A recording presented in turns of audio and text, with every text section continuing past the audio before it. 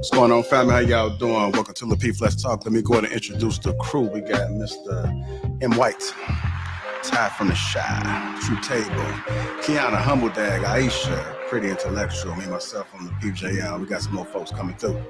What's going on, family? What's going on? How y'all doing? I'm good. What's up, homie? Excellent. I'm good. What it do? I'm doing good. Y'all sound dry. It was dinner time, like it's dinner time, but it's all good. It was good to see y'all, man. Happy Thursday. One more day to Friday. Any special plans for the holidays? Y'all going out of town? Y'all chilling in the crib? I'm chilling at Oh, having family over. Family, okay. What about you, HD? I heard you say something. I'm chilling at the house, man. I'm resting. Resting, not cooking? You trying to be funny? No, I mean, man, get in the kitchen too, man. I'm talking about, but you know me though. That's different. Yeah, I forgot you kind of spoiled a little bit. So Haters will hate. I appreciate it. You know, like you ain't White. Well, won't be surprised if I see a plate coming through in 5, 4, 3, 2, 1. I think it's intentional too. You gotta wait about 15 minutes, and About then 15 minutes. Yeah, you gonna put it yeah, right. it's in the bathtub right now. Hand it to us.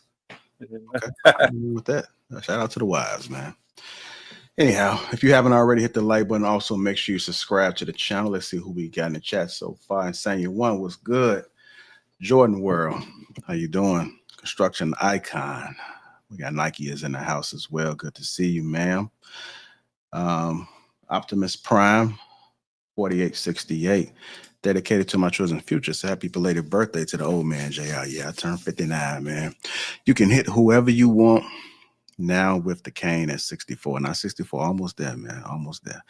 Your wheelchair still looks awesome with the new 20-inch rims. Don't look weird at all either. I appreciate that, man. Thank you. Jordan in the house. H2K. What was that? When was your birthday? 16th. Oh shit, my fault. Happy birthday, bro. Happy birthday, JR. Yeah, I'm not. Thank you.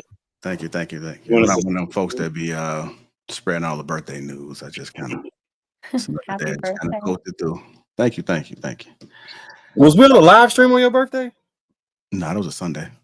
Oh, okay. I was watching the Bears game. Man. Watching them kick ass.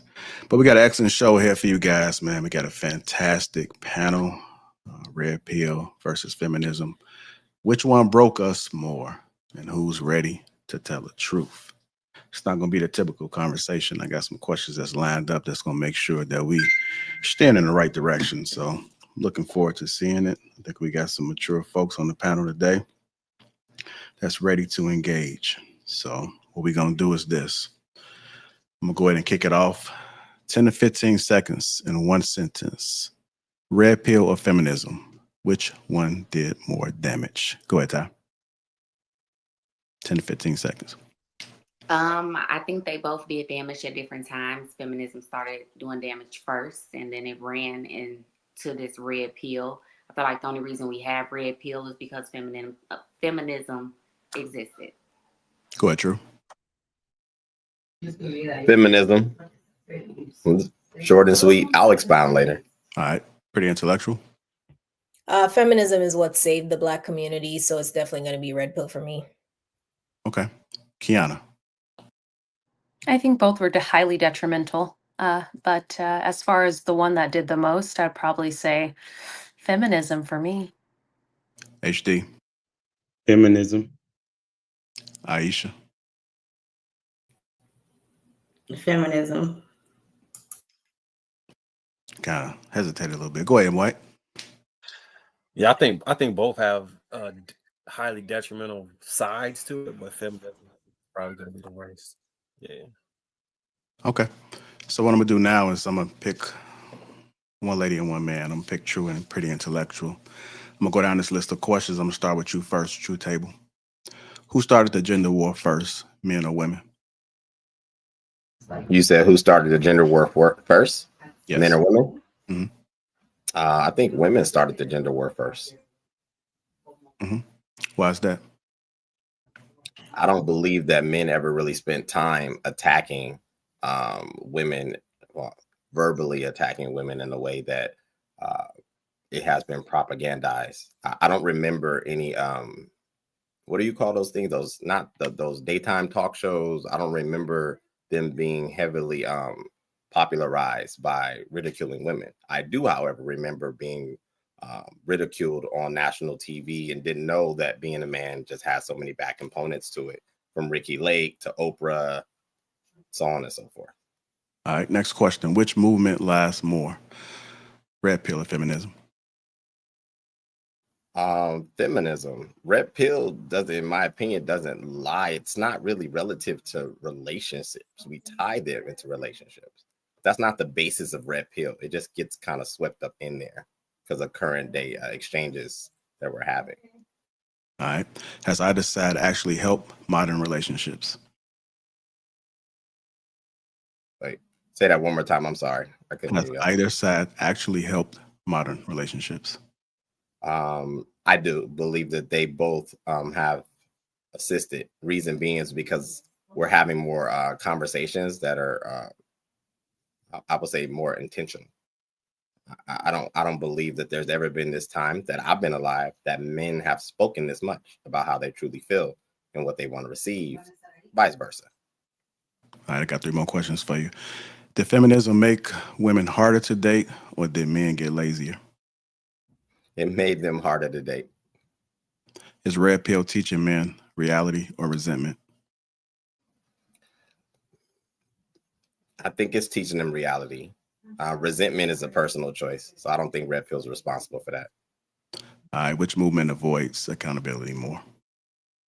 Feminism. These are easy, JR. All right, Pretty Intellectual, I'm coming to you. Who started the gender war first, men or women? There's a gender war that's one-sided in all aspects of an actual war, right? I'm pretty sure it's men unaliving women, especially Black men unaliving Black women at 3.5 times the rate. Black women are hurting Black men's feelings. So I guess there's a war on y'all's feelings, but there's an actual war on our lives, right? When it comes to healthcare for Black women, I'm sure you guys have seen the videos. Literally Black women being turned away from hospitals, not being taken seriously when it comes to our medical care. All of these structures are created by patriarchy. And while that's not necessarily Black patriarchy, Black men did not create those systems. Black men are silent. So yeah, I'd like to say that if it's a war on y'all's feelings, but it's a war on our lives, and you guys created it.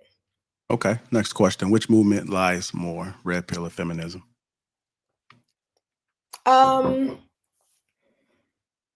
Feminism is logical. So yeah, red pill, I'd say, lies more. Red pill is telling men that 666 is what gets you a woman, and not having a good personality. So when you guys have terrible personalities, you can blame it on being poor and short. Instead of saying that, hey, maybe I should like have a personality and be a decent human being and a woman would like me. But instead you want to cry and say, I'm short and poor. What am I supposed to do? You don't try to get a personality. You don't try to become a better person. You don't try to be more fun. You don't try to tell a little kiki. You sit online and you argue and scream about the fact that you're short and poor. Has either side actually helped modern relationships? Feminism is really the only way modern relationships are surviving. Think about it. The majority of married households are operating under egalitarianism. It is not operating under traditional models. It's not. Currently, the majority of relationships have 2 incomes. What made that possible? Feminism. You have red pill telling men to be protectors and providers when the majority of men, the average income is $50,000 a year. You guys cannot provide in this economy. Even if I were to tell you, hey, black man, do your thing, black man, me hyping you up and calling you Kang is not going to put more money in your pocket. So yeah, I'd probably say that feminism is what's making most relationships possible at all. All right. Did feminism make women harder to date, or did men get lazier? Oh, feminism made women harder to date. Okay. Is red pill teaching men reality or resentment? Resentment. There's a whole black pill pipeline. But go ahead. Sorry. No, you can go ahead. You want to expound on it? Yeah, it's teaching them resentment. There's a pipeline, one that goes from red pill to black pill to purple pill, right? Like to where, oh yeah, it goes far because it's a pipeline, and it goes all the way into right-wing radicalism. Because what happens is when they can't meet the 666, then they say it's hopeless for me. That's black pill. And a lot of our young boys are getting sucked into black pill right now. So if you are a mother of a 17, 18, 19-year-old boy and you're not aware of what black pill is, if you're a father of a 17-year-old, 19-year-old black boy and you don't know what black pill is, I think you should become aware. Because if you look at Twitch, if you look at Reddit, any streaming sites, conversation sites where they're able to talk, you will see how these young kids actually think. So it's 100% teaching them to be resentful even before they give themselves a shot. Okay. Which movement avoids accountability more and why? Red pill. Why? I'm pretty sure feminism is telling women to be independent and take care of their own stuff. So yeah. Okay. This is to you, then I'm opening it up to the panel to be able to respond. Pretty intellectual. If your movement disappeared tomorrow, would relationships get better or worse? Yo, if feminism disappeared tomorrow, I would cackle because I would love to see black men try to explain why they can't provide. If we all went home and we all just sat in the house and just like wore long dresses and called you kings all day, I would love to see how you were going to provide and make up that income disparity. So it would make relationships hilarious, but not better. Okay, who would like to respond to Pretty Intellectual? So you guys agree? Okay, go ahead, True. Okay. Very, very intelligent woman she is, but I just don't agree with her perspective, and I'll tell you why. One, there's still this idea that men have provided. I don't know why that seems to be highlighted so much. If you do any type of historical data research, men have never really provided. We're clan people. You want to talk about the induction of humanity. Men have always done things in groups, always. The reason why we have people working now, from what I understand, and someone can correct me if I'm wrong, women clamored to want to be a part of garnering resources. So we allowed them to go into the workplace and facilitate that. Current day conditions, a lot of things could be changed if people were to be more realistic of what they wanted to expect out of life. We're living more, in my opinion, more on the luxury side rather than just the foundational stuff that's necessary. And so it's always interesting to me that these stats are thrown out about what black men don't earn or whatever it may be. However, we're still out competing our counterparts overwhelmingly economically. And if it was not the case, I would definitely like to see the women do a better job. If we're not being the leaders that we're called to be or whatever it may be, I would love to see them take up that mantle and do a better job in the realm that is competition amongst men. And I'll land. Okay. Go ahead, Kiana. So there's an aspect of both of those statements that I can find somewhat problematic. So as far as the gentleman Trev, with that, we have to look at the power structure that is in the confines of marriage. And when we look at the confines of marriage for many women of the past, it was more so bondage for them, the inability to have bank accounts, the inability to support oneself, and the dominance of males. And I'm not saying that men are naturally malevolent creatures. This is not what I'm saying. What I'm saying is that a lot of really negative traits that men in the past have exercised over women has led to many women looking to escape the confines of marriage. Although marriage is a very wonderful thing and is a great thing for families, if there are a lot of men that are harming women, doing poor things to women, we're more than likely going to hear those voices. Just as we see today on social media, we have plenty of people complaining about the opposite sex, but you don't hear as many that are speaking up about the wonders of marriage. They kind of keep their butts offline and enjoy their marriage. So I can see where Pretty is coming from. But with Pretty, I think there has something to do with the state of economics.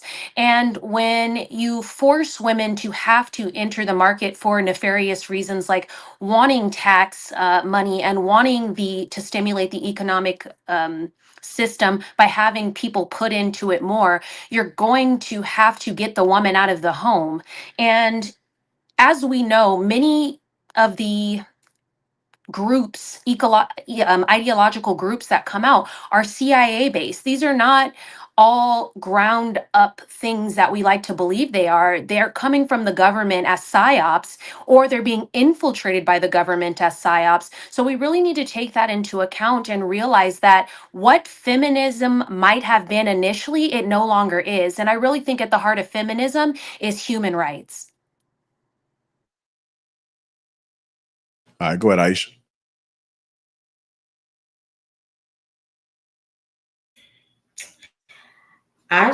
I kind of agree with the ladies. I think that, I mean, leadership requires resources.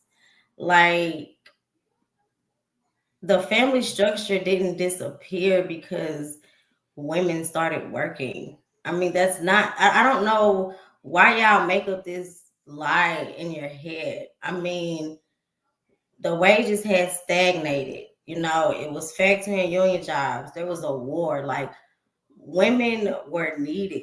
You know, communities were like economically destabilized at this point. You know, I feel like economic power and stability is what will shape a family. So I feel like in this day and age, like, that's taking away feminism that's not going to help. I think that men have this idea in their head of like submission, right? Like, if women just turn around tomorrow and submit to us, then everything's going to be perfect. That's not ever going to happen today or any day. It's not going to happen in 2025. If we went back, everything is going to crumble. It's not going to, we're not going to be successful. It requires the two people. All right, go ahead, HD. Oh man, this is good. So I'm interested in knowing from Pretty Intellectual, is it money or personality?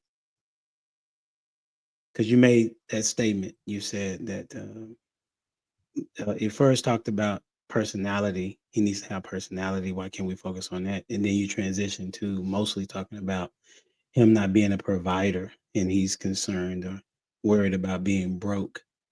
Could you rate on that for me? It needs to be both. All right. So what's considered having money? Being able to sustain yourself. So you would say that's not a number? Oh, I wouldn't say there's a number. There can't be a number because cost of living differentials are a factor. Okay. So then why was 50,000 frowned upon?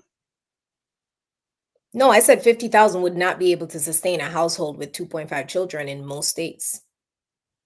Oh, okay. If women were to go home and somebody makes 50,000, they would not be able to sustain a household, 2 adults, 2 children, and a cat in most states. But based upon what you said, it depends on the cost of living where you are, that the average is not necessarily going to be 50,000 in that particular area, right? So But in most states, that's not feasible. Right. But I'm saying so you're saying that it's money and personality. Mm-hmm. So what comes in? Where does character come in? Where does integrity come in? What is a plan, a vision? What about those things? Because money and personality cannot run a household. Right. So when you speak about like if somebody is working, right? If somebody is gainfully employed, then unless they're a trust fund baby or a nepo baby, they have some kind of wherewithal which are driving factors in somebody being attracted to them, right? They probably have discipline, some kind of ambition. The integrity would be a part of it unless they're just a swindler and it's an MLM scheme or something like that. Like it's usually a part of it. Like I would probably say that you'd find a lot of qualities in someone that's self-driven and self-motivated that you'd find to be some of those qualities, and then they have a personality, right? I just don't think it's one or the other. Life is a little bit more complex. Maybe so, but I'm just going based upon what you all ladies said on the panel. You did not say integrity or character or have a plan or a vision. You talked about personality and money. And so what I would suggest is that um, the issue that I believe that I have with the statement about money and personality is that neither, like I said before, neither one of those can run a household. You're going to need a man that has a plan and he knows exactly where he's going and how he's going to get there. And the woman should be coming alongside him to make sure that that happens. When you said that feminism, if it went away, then men wouldn't know what to do. Well, we all know that men make up pretty much everything that is considered construction, right? Men are the ones that actually built what it is that we're talking about. Am I wrong? There are very few women that have been inventors of anything. So are you, is it your inclination that because y'all are good at labor, that means you guys are good leaders? No, we're internally better at leadership than women. No, you're better at labor. Yeah, so I y'all think be out. he's referencing the concept of infrastructure, mass Yes, I infrastructure. understand labor. Right. So when you speak about infrastructure, yes, you guys can pick up the heavy materials, you guys can put them together, you guys can do that. However, ingenuity like is not something that's specific to a man, right? The innovation is not something that's specific to a man. And as somebody who is Black, we're all Black on this panel, we all know how our innovation has been stolen by white people. The same thing has happened with women throughout history, where women's innovation was stolen by men and men got to take credit for it. So okay, now let me know what innovation that at this moment in life, and you're saying that men have created everything. No, they have not. No, I did not say men created everything. What I said is most of the things that we currently have that have been built by a man. Your house, the roads, right? The places, the cars. I mean, these are things, the technology that we currently are in. This is something that Wi-Fi was created by a woman. What's that? That out there. Yeah. Wi-Fi was invented by a woman. And so the very platform that we're on right now would not be possible if not for women. I'm People very would not go into space if not for women. I'm just saying, like, let's not, No, but y'all misunderstanding what I'm saying. What I'm saying is that a man, you said that if feminism went away, men wouldn't know what to do. Is what she said. And so I'm arguing the point of how would that be possible, seeing as though men built the majority of the world as it relates to the labor, the infrastructure, the wars that were fought by men. Okay, so I can answer. I'll answer this way, and then I'll pass the mic a little bit. What you have created, right, is in this combination of patriarchy and capitalism. You've created two structures that cannot exist for a long time together, right? Patriarchy says that men in general should be able to have certain resources to provide for a family and a woman. Capitalism seeks to consolidate all wealth to the top. It does not seek to play fair. It does not seek to share. I mean, you're shaking your head, but are we not seeing that? That's not what capitalism is, right? By definition, that's not what it is. Let me finish my statement. So then I would say that you're completely wrong, because what we're seeing happening with capitalism right now is that things are becoming unaffordable and most men cannot sustain. So if we're going to deny that reality, then we are not having an authentic conversation at all. Because what we're seeing is that wages are not rising as fast as cost. So what is happening is capitalism is eating the possibility of patriarchy. Men cannot in mass provide. So when we're sitting here having these conversations, just understand it is not realistic down the line. You need feminism. If women were to all go home, this country would fall apart. You cannot remove 50% of a labor force and expect for there not to be an interruption that would take decades to even try to fix. And most of the men that we have here today are not the ones that built anything. Y'all were not the ones that did any of this infrastructure. You didn't design. You're not an architect. You are laborers in mass. There's men telling other men to get a trade and not go to school. So what is a trade? You're a laborer, right? That is okay. That's fine. I'm not shaming it. But what I'm saying is, if everything were to fall apart and women had to go home, there was no feminism, we can't have credit cards, this country would fall apart. Since we're gonna Well, wouldn't that also mean that men are under patriarchy just as much as women is? So why is there a necessity for feminism when it would just be a matter of human rights? Since we're And the gonna have, necess- I'm sorry, go ahead. Oh, no. And the necessities of humankind. If men are suffering under that patriarchy, it's not a matter of needing feminism. It's a matter of heightening our level of human rights because both are suffering under the guise of what patriarchy is, when really it's a system of classism that is crushing men and women. Yeah. What you said is Feminism true. is necessary because people don't acknowledge humanity. Wow. Yes, but I don't see feminism as a necessity. I would say that it's more of a human rights issue than just a feminist issue. I mean, you can be a proponent for feminism. Ideologically, we could be one, but more than anything, it would need to be a human rights issue before it's a feminism issue because both groups are affected. Men cannot even take care of their families as they once did before. That doesn't necessarily mean that the concept of a traditional way of living is wrong. It just means that with the modern day economy, it's very, very difficult to do so. So the problem is not necessarily just men, it's the powers that be. And if we unite with men, again, like I said, it wouldn't be a feminist issue, it would be a humanitarian, human issue. So since we're gonna have an authentic conversation, Vic Hayes helped assist in the creation of Wi-Fi. It was not just a woman. A woman was definitely a part of that innovation. Since we're gonna have an authentic conversation, and I do believe The patent is under a woman one, and she was actually a great actress who initially, when she brought that to the table, they actually told her to get out of the way and let the men do the job. But again, I'm not a feminist, but I'm just saying that's actually what it is. That's not discrediting a man assisting At all.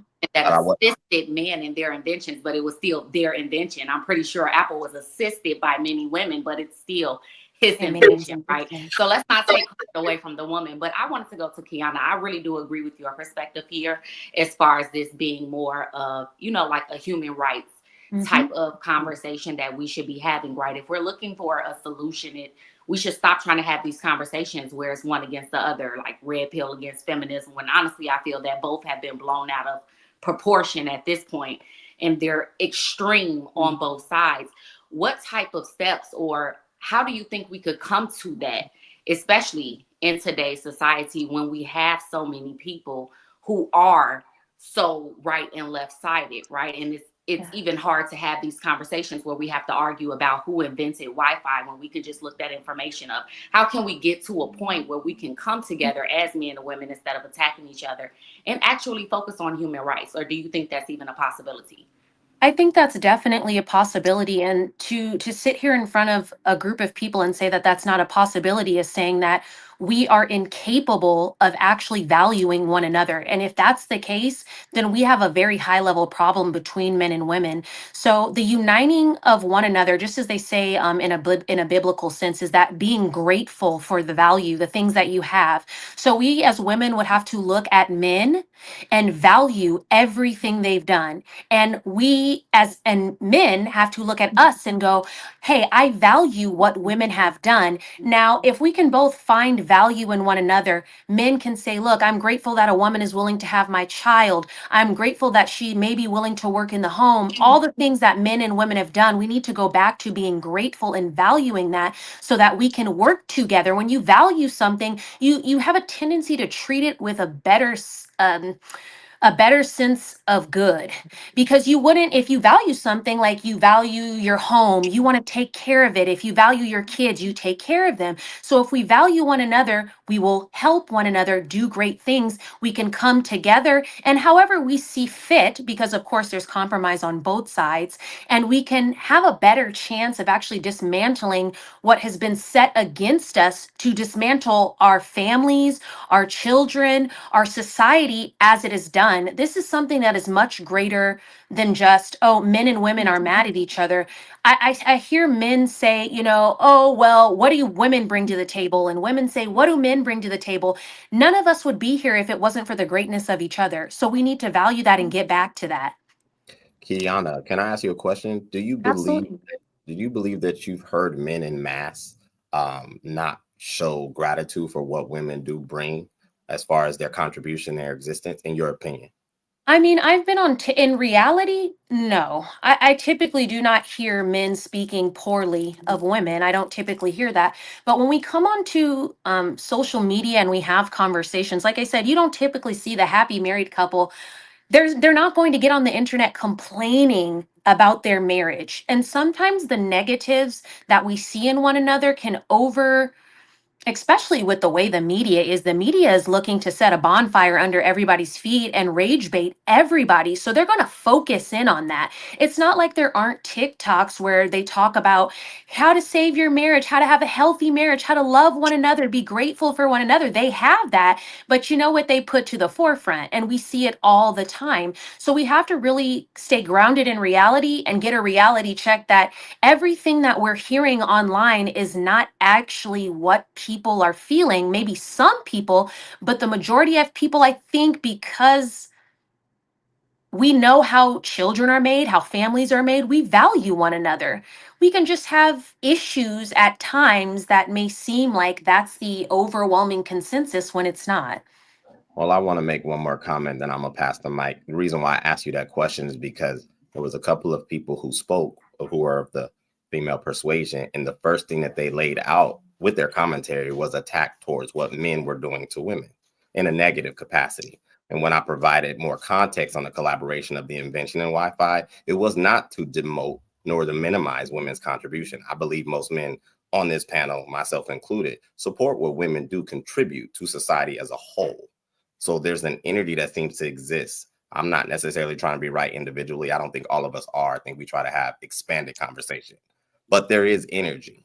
So that's why I asked you that question, because what I believe most men are asking is the very things that we've always somewhat valued: nurturing, intellect, poise, grace, spirituality, feminism, or, femininity. Femininity, yeah.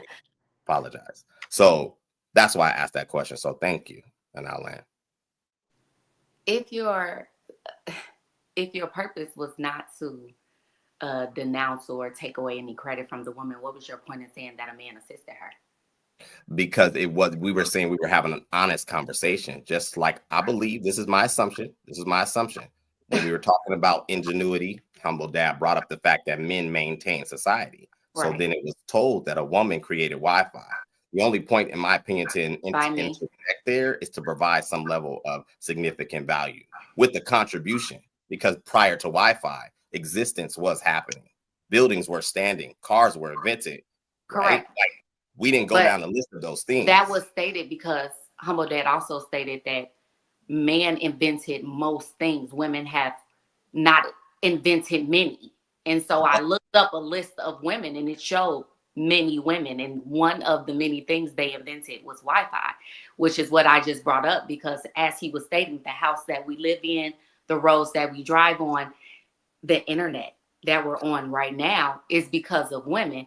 And you came and said, well, let's have an honest conversation. She was assisted by a man. Well, I think matter. Well, I think that many men were assisted by women. That well, if he had stated that, and I said, well, I'm pretty sure it was a woman that assisted him in that. That would be me trying to denounce the invention of that man, right? To say, like, he didn't just do that by himself. Somebody helped him. It was a woman that helped. That's what you did. So if we're going to be honest, let's say that's what honestly you were doing. That wasn't my attempt at all. The approach, from what I heard, just from what I was listening to, we were building context. And if it still stands true. Men did invent most things. That is factually based. So to say that women invented Wi-Fi, to me, is somewhat of like a tantrum-based comment. We're not denouncing that women have made contributions. I don't think any man would say that. So to bring that in and interject that again, to me, you're doing what you're accusing me of doing, and that's not what I did. Men invented most things. This is not up for debate. We don't have to go down the list. Women too, and that's the problem. I think that Everything is up for debate when you're when you're getting your stats and your numbers from YT men that have an agenda to make sure YT men get the credit for most things. Everything is up for debate. But I don't believe we were arguing white men. I think we were arguing the fact that men, white, black, Asian, whatever persuasion they stand, men have invented most things. When you say men, the assumption is YT. We're in a YT patriarchy, sir. Okay, so if you want to go that direction, that it still stands true that most YT men or men invented most things. It does not denounce the position. And I don't understand why we have to have somewhat of a discourse of very trivial things. Men invented most things, just like you're saying that the contribution of women, if they were to step away from the workforce right now, the world would stop. I disagree. Men maintain everything that you guys have as far as positions, businesses, healthcare. Reading y'all got right. Like, crash if women stop working? No, things would change. Proven this. They've actually done studies on this. No, the world was spent today. If women stopped working, that the economy wouldn't crash. Absolutely, there would be no crash. We can maintain no problem.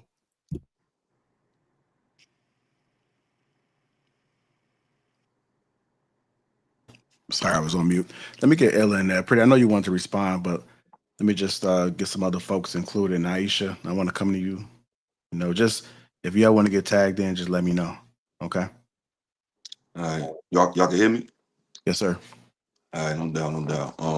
I missed a little bit of it, so I'm a little late to the conversation. But from what I'm hearing, we obviously trying to figure out, you know, what's wrong or what's worse, is feminism or red pill. Like there's extremes on both sides, obviously. But I think when it comes to women, we need each other. I think anybody with a brain know that. I don't think that's like up for debate. And I don't think men ever act like we didn't need women. I think when we forget how things came about, it's like the whole movement, because there's two types of red pill to me. You got the relationship red pill and you got reality red pill. I feel like I'm a reality red pill. And it's like it's just seeing through the fallacies of life, whether it be spiritually, whether it be economically, whether it be anything in life, you could see through the nonsense, look at the higher principle of it. To me, that's red pill. Then you got the red pill that you're strictly focused on the ills of dating. You know what I'm saying? To me, that's like a different sector. But I think when it comes to women, though, I think they have to be honest. Like, I think women have been convinced that being a woman isn't enough. It's like they pick out feminine talking points when it benefits them, but ultimately they don't want to be women.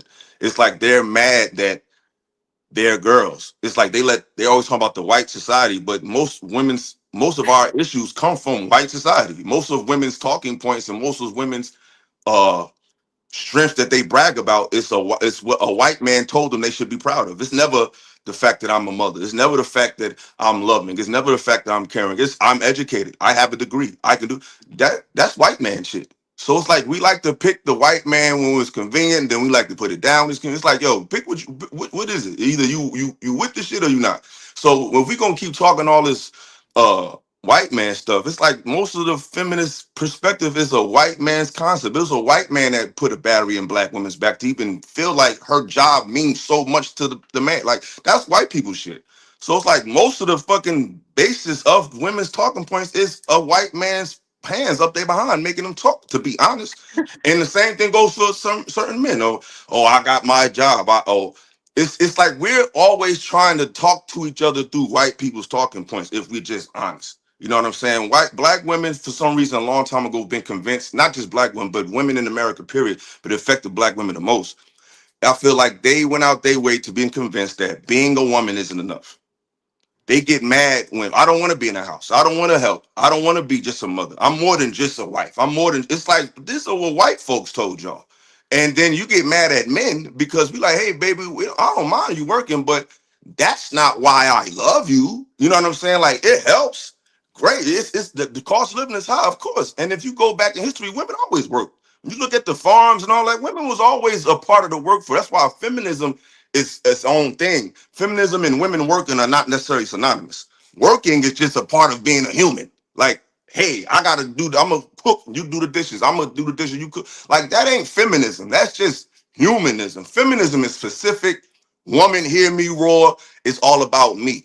It has nothing to do with the other person. It's just strictly about women. You know what I'm saying? But being a human being, we all gotta work. So I just feel like a lot of times, if we're honest, we are really regurgitating what white society told us what's valuable and what's not. And I hear that oftentimes, mostly from the women's side than the men. I think a lot of men are now starting to sound a little more conservative in their talking points with this, this current social political regime we under. But a lot of talking points that women kick really be coming from white people and what they told you was valuable or not. So I just find that really strange when we had these conversations, and how quick women are to just try to demonize men and just say stuff. I heard, I think a shorty up top, pretty intellectual, like to say, "Oh, men aren't a part of the infrastructure today." That's not true, and it just diminishes men as laborers. Like, if you go get you go get a trade, you're not just a laborer. Like, you know what I'm saying? Like, you can start if you got a skill like HVAC, mechanics, engineering. These are some really high paying, high skilled jobs that AI can't replace. A lot of jobs that women have today are they only can have them based on infrastructure only made. In other words, if shit hit the fan, your PR job is not going to matter. You doing nails is not going to matter. You know what I'm saying? Your digital real estate or digital advertising skills are really not going to matter when shit get real. It's going to come from who's going to be able to get out there in that field, get their hands dirty, put out a few fires, actually build stuff. It's like the real fundamentals of real life, not the digital world that was created based on the luxury of men already civilized and everything. So now they got a whole bunch of subcultures of jobs that really didn't exist 20 years ago.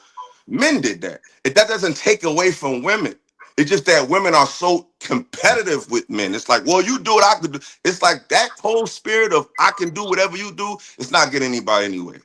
Like, men are not fighting to wear heels with y'all. Men are not fighting to try to be what y'all are. We like, hey, we can't do what you can do. But why can't women just admit that they can't do what men can do? It doesn't take nothing away from a woman. I don't want to see my woman climbing a damn 40-story building with some shit on her back trying to work on the scaffold. I don't want to see that shit.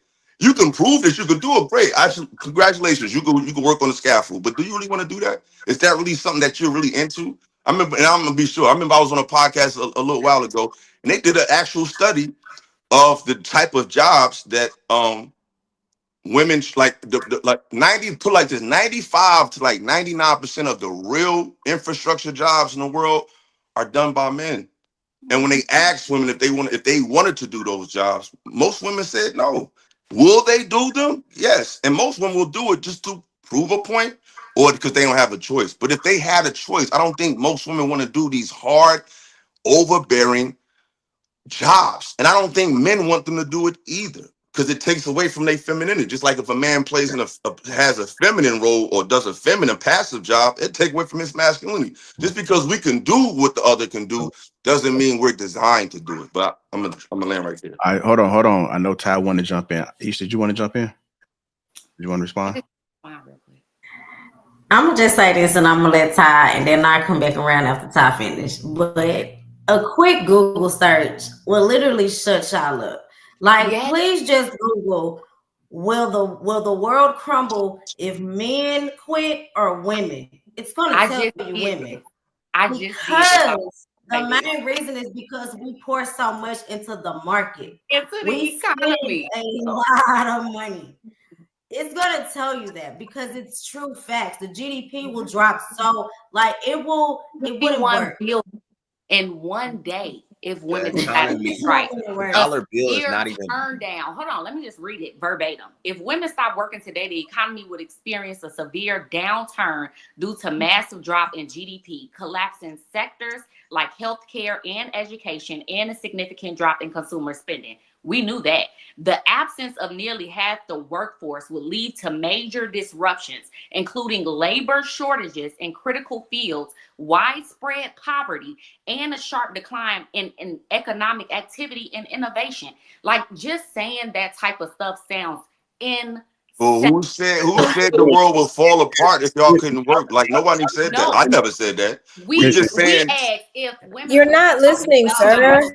I am listening. And Hold on. Humble Let her Dad talk. was shaking their head yes when we were like, y'all don't think the world will fall apart if women stop working? If half the workforce decided to not work anymore, the economy wouldn't fall. They're like, no, of course not. We would find a way.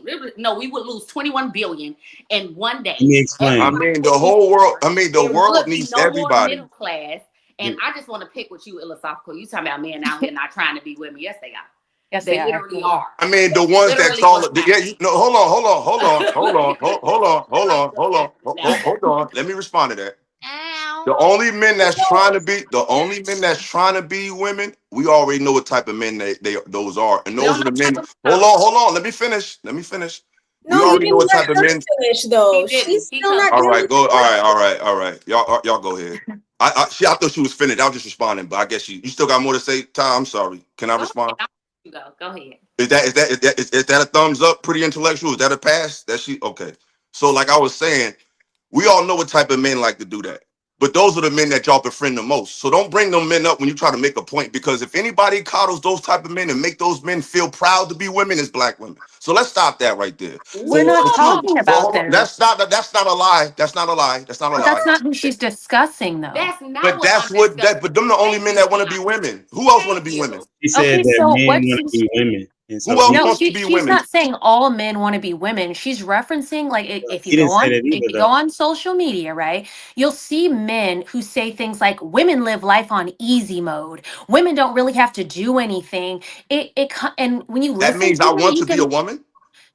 well, I It could. was a soft man life. Yes, I think that That's up to I mean, interpretation. That's not the same thing. if you embrace your masculinity, you wouldn't even be concerned about if a woman is living a soft life or not. or not.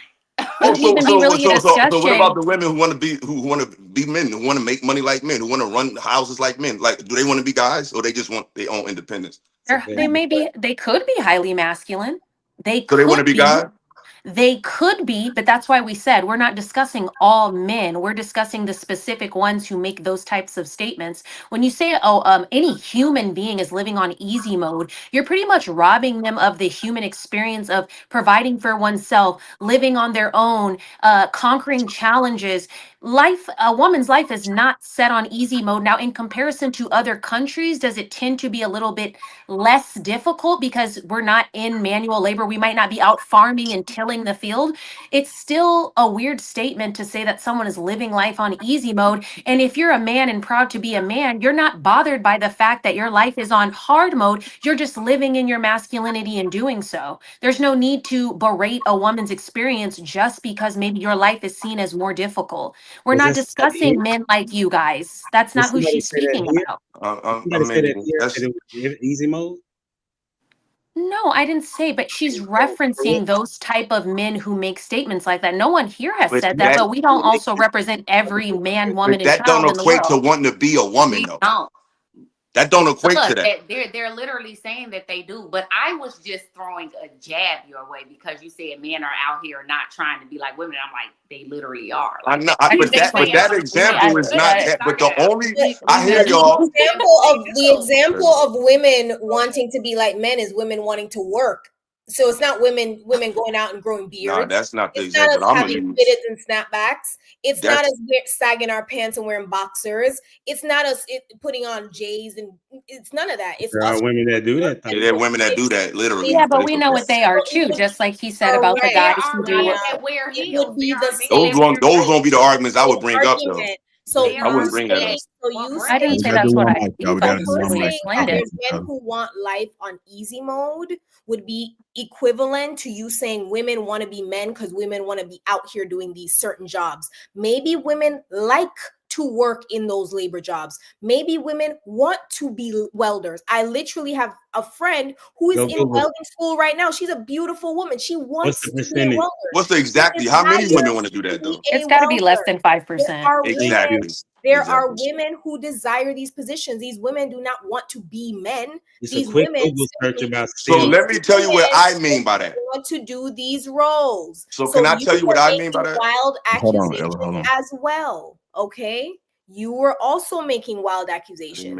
Nobody made the assumption that dressing up was what we were talking about. It was clearly about how we decide to show up in society. And you stating that women wanted to do these certain jobs, make certain decisions, that you said to be a woman, women want to go out. You literally said women want to be men. They don't want to stay at home. They don't want to talk about being a mother. They don't want to stay in the house and cook. You literally brought those as the examples of womanhood. And women are saying, I'm more than that. I learned to cook at 13. When I got puberty, I was able, when I hit puberty, I was able to have kids. Those are things that before I was even an adult, I knew how to do, right? However, everything else I've done since then that I'm genuinely proud of, things I've worked for, that is a part of my humanity. And that goes back to what I said earlier with Kiana. The reason why feminism is necessary is because men have consistently denied us of our humanity, and they've chosen to box us in and to say womanhood, your humanity, is children, cooking, house. And women have said, no, I want more. And that's your problem. Okay. So like I said, when I brought up women want to be men, I'm not talking about dressing like a man. I'm talking about having authority, trying to run things, you don't have women, of course, no one's just going to be in a house and cooking it. Like, it's 2025. No, we got to be outside. What I'm saying is there's a group of women who don't even want to do it at all. I'm not saying that's all you got to do, because I'm going to cook sometimes. Like, we share roles in the house. It's not just one person anymore. This ain't the 1920s or something. But what I'm saying is there seems to be an outcry of women who downplay not only themselves doing it, but I see other women knock other women who say, hey, I'm cool just being a mother. I'm cool just being a helper of my husband. I'm cool with that. And I don't see women say, you know what, sister, that's cool for you. I appreciate that. They say, well, girl, you're a pick me. You should want to do more. Like, women knock other women for just cool with just being in that role. So obviously there's some type of animosity, not only towards men, but other women who are cool with playing that role. I see a lot of women knocking women for just being nice ladies. It's like, when I say be like men, I'm not just talking about working. I'm just talking about the energy, the spirit, the competitiveness, always trying to be antagonistic with a man with this tit for tat. Anything you could do, I could do better type of thing. It's like, look, designed to meet the nose function. You can do what you want to do, but what you're designed to do is something totally different. A man can be feminine and do feminine stuff, but that's not what he's designed to do. A woman can do a bunch of stuff men can do, but is she designed to do that? Like your friend, she wants to be a welder. That's great. I know women who work in a lot of fields because shit is getting real and they don't have a man. So they got to do jobs that they never thought they would have to do. They welding, they doing all types of things that they never had to do before out of necessity, more than they want to do it. But a lot of those women, I mean, how many women up here really want to work in a sewer? Like, they don't want to do that shit, man. It's like, you can, but do you want to? No. So what I'm saying is, we do want to be a welder like that. I find that. How long you want to be a welder, bro? Come on, man. No, let's engage. How long you want to be a welder? For a few years now. For a few years now, exactly. That's not what you wanted to do. You Hold on. Let's stop, because I was interested in carpentry and all of that when I was a little girl because my father was into it. He would not teach me because I was a girl. I would have been into it if my father didn't feel like girls don't do that work. I wanted to when I was a little girl. With it. I don't think there's nothing wrong with it. What I'm saying is, how many women want to do that? There's always a nuance. It's men who want to be ballerinas. Like, it's men that want to do a lot of this, but we talking about what happens in mass. What happens in mass, most women do not want to be welders. I want you to look up the growing number of women who are becoming carpenters, contractors, welders, all of that. Those Of skill course, trades. Is because it shit because getting the real. You No, economics gotta are do up? that shit no, now. they want to Is Yes, it you do got it. to because do to that try, now. No, but you, how do you know the Killer women intention really want though? to You could say do you it. want to do something because it pays a lot of money. We don't know their intention. It's they could be doing it just because they're looking for trade people because the number of people that were in blue collar work has dropped incredibly and trade has dropped. So like plumbers, electricians, they're actually saying they need like 200,000 people to enter those trades because there's so few people that are in it. So are we gravitating to that because of a need to make the money, or are we doing it because we truly have a passion to weld For the or do money. electricity or plumb? So that's why I said I, I don't, what is the intention? And by the way, that's what I'm saying. They hold gotta on, do it. Ain't because that's what they want to do. Google this. We know this in the STEM fields. I've been in education for a minute, and I just had this conversation. STEM is not the field that most women want to be in, right? It's not at all. Okay, so these things that y'all have, this person or you as an individual, that's awesome. But as it relates to what's going on in the United States, women do not want to do hard labor jobs, right?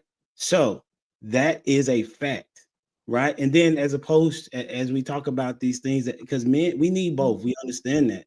It's a matter of people don't know their roles though, right? There is a role that each one of us plays. And like I'm with Ill, and me and Ill, we disagree a lot. You know what I'm saying?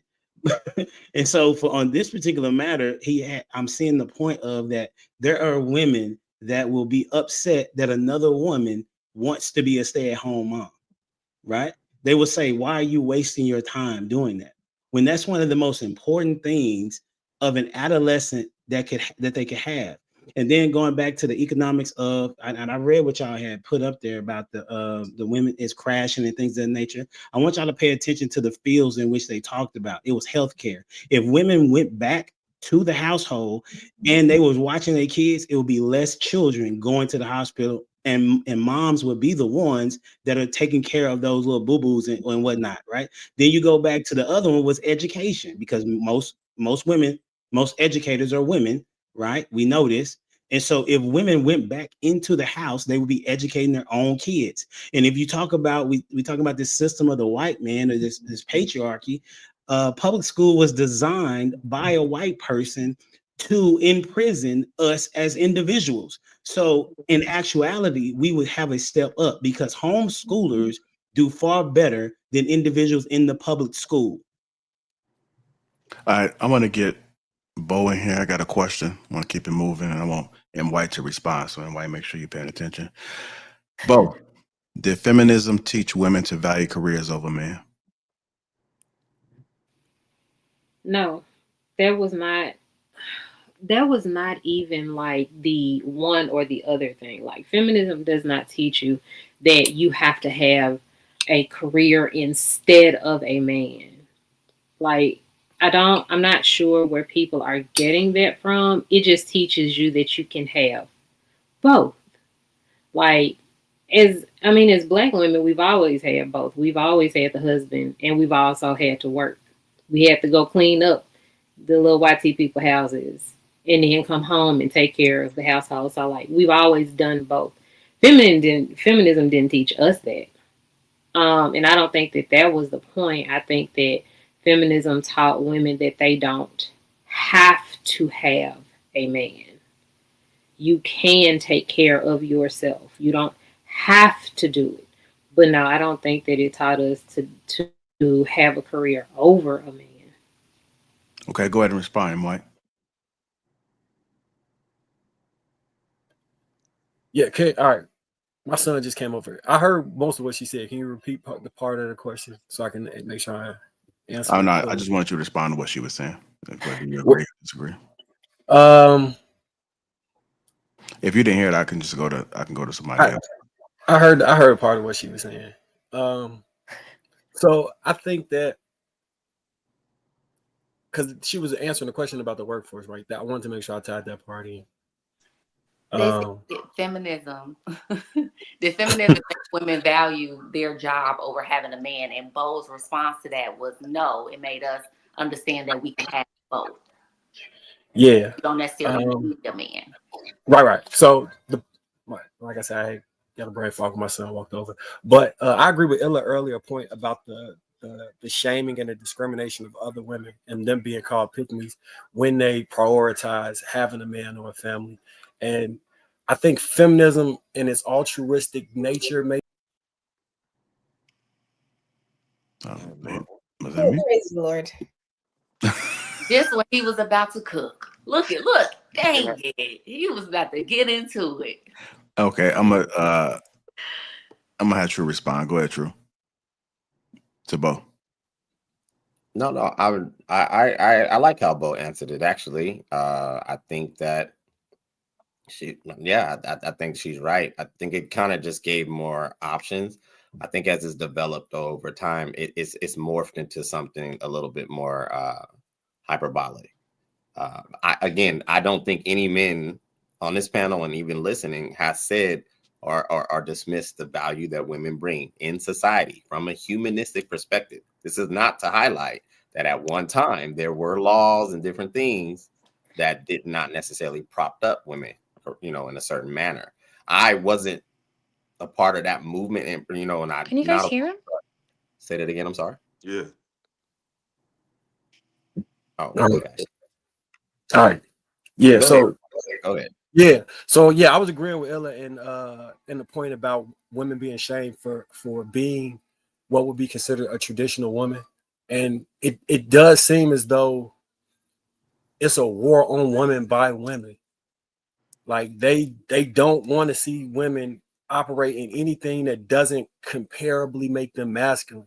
And it's a shame because that's where the in my opinion, and traditionally, historically, the power of women is in femininity, not a full version of masculinity. And it's actually sad. The women who claim they're not protected usually operate in that full masculinity. Because most of the women that operate in the power of the femininity usually will have men stepping in the line for them. I'm not saying all men are good, but there's a large portion of men who are waiting to lay their life down and stand in the gap for women. But if someone is operating in full masculinity, it's almost offensive to step in and help another man fight somebody. So it falls into that across the sphere. And can I just say something real quick, 2 seconds, style? Because we could be here all day about the roles. Like I always tell people, you can do what you want to do. You want to be poly, you want to do whatever you want to do it. Just understand what you're asking for. So what I'm saying is women can work all the jobs, you can be president, you can do all that shit, but you judge a tree by the fruit it bear. So most women who take on those roles, men don't want you. Period. So we could talk all this shit you want to say, but the women who got all this to say, all this back and forth, all this fact check, every little thing man could do, who you can't beat, you can't do nothing with. All you could do is call somebody, HR, or call a police. You can't do nothing with me right now. Those type of women, you're not going to get a man. You're going to have all the degrees. You're going to have all the credentials. Can't nobody tell you nothing. You're going to have 820 credit, all of that shit, but you won't have a man. So what I'm saying is you could do whatever you want. Just understand the energy that comes with the lifestyle you choose. You want to be independent. You want to be strong. You want to be respected for your mental acumen and your accomplishments. You can do that, baby. It's just not conducive for a man. And it has nothing to do with him being intimidated. It has nothing to do with being jealous. It's just that when you take on that energy all the time, you're always bumping shoulders in the boardroom, fighting over PowerPoints with the fellow guys, you can do that shit, but it takes a lot of weight. It takes a lot from you when it comes to being feminine and how to be submissive, not just being told what to do, but intimately submissive.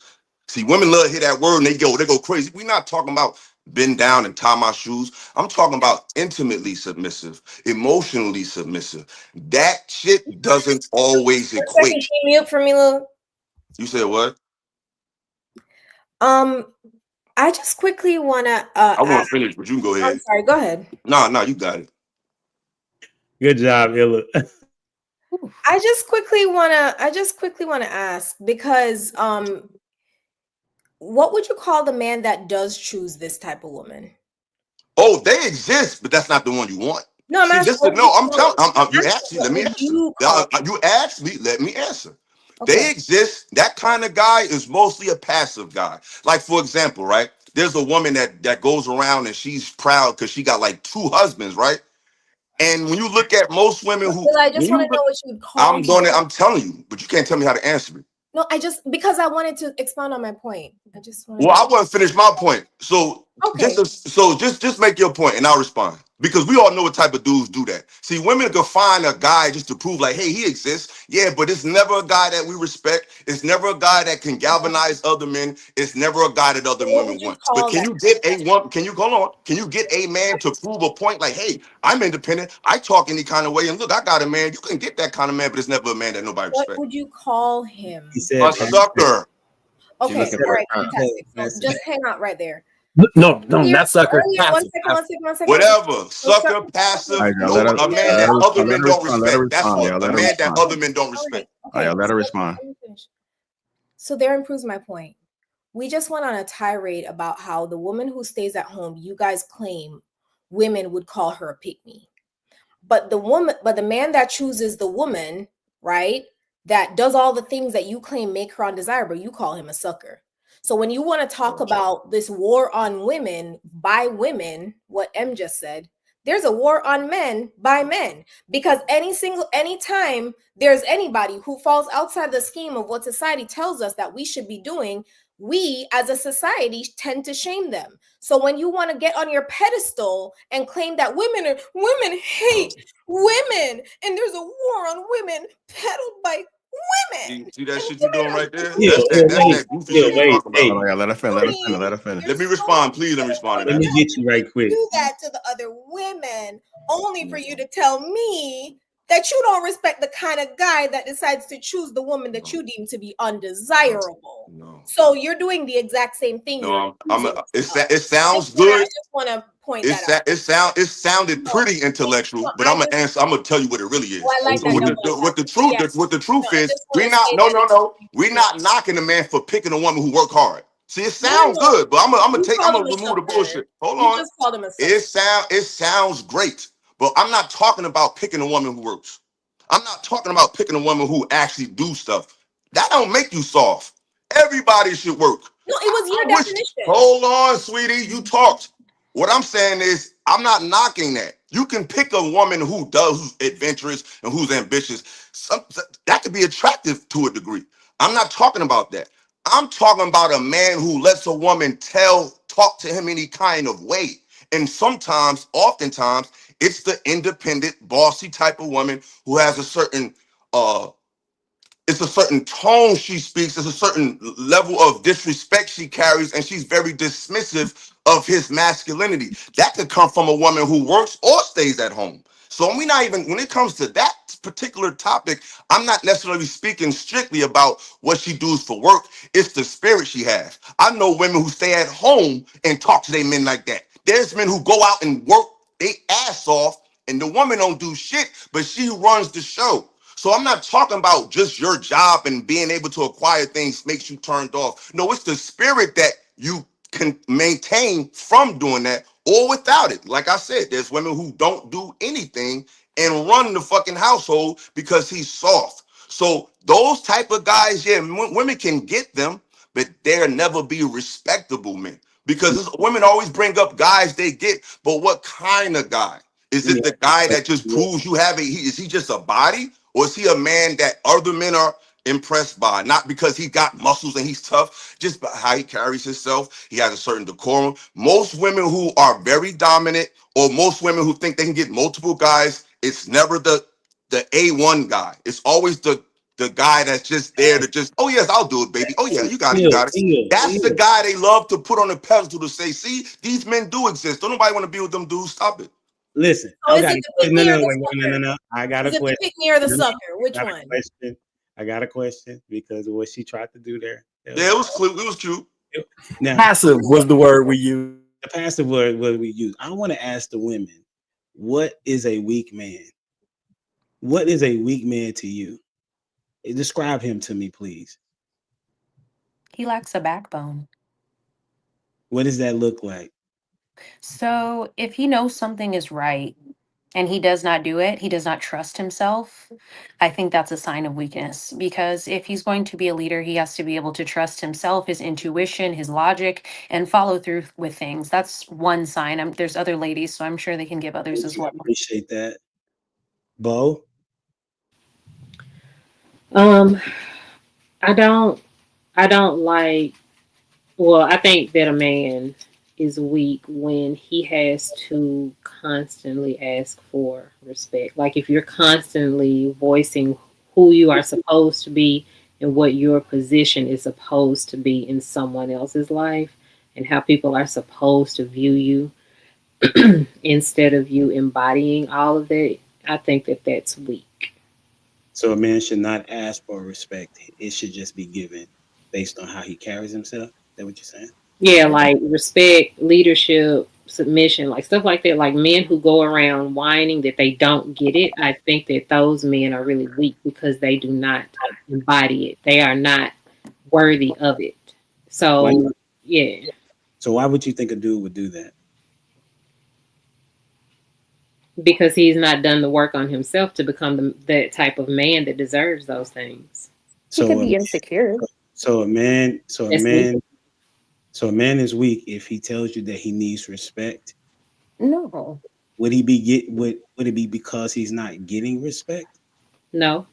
Okay, so a man would be getting respect and then ask for respect, even though he's getting it. No, a man who does not carry himself and is not worthy of respect, demanding the things that he is not worthy of. Like, for an example, men who talk over me, I talk over them. Men who holler at me, I holler at them, and then they want me to respect them, but they have not done anything worthy of respect themselves. You see what I'm saying? I understand. Okay, what you got, Ty? I agree with Kiana and Bo. I feel like a man who lacks a backbone, who lacks their own presence, who's not sure of themselves. I'm not even gonna say who's not sure of themselves, because I feel like all people go through a phase where they're not necessarily sure of themselves, but where they are looking for that extra validation, and they do things to try to make themselves look respectable, but don't have it naturally. That's what I see as a weak man, if that makes sense. And I know that was kind of broad, so it might not, but. So a man is not naturally a leader. I got you. And so, No. My question, okay, guys, I'm with you. Not all men. I don't feel all men are natural leaders. Philosophical. Okay. That was to you because you did. No, I'm just playing with you. So just messing with you today, philosophical. Just calm down. Mess with me. I'm cool. I'm tough. I'm tough, baby. It's all good.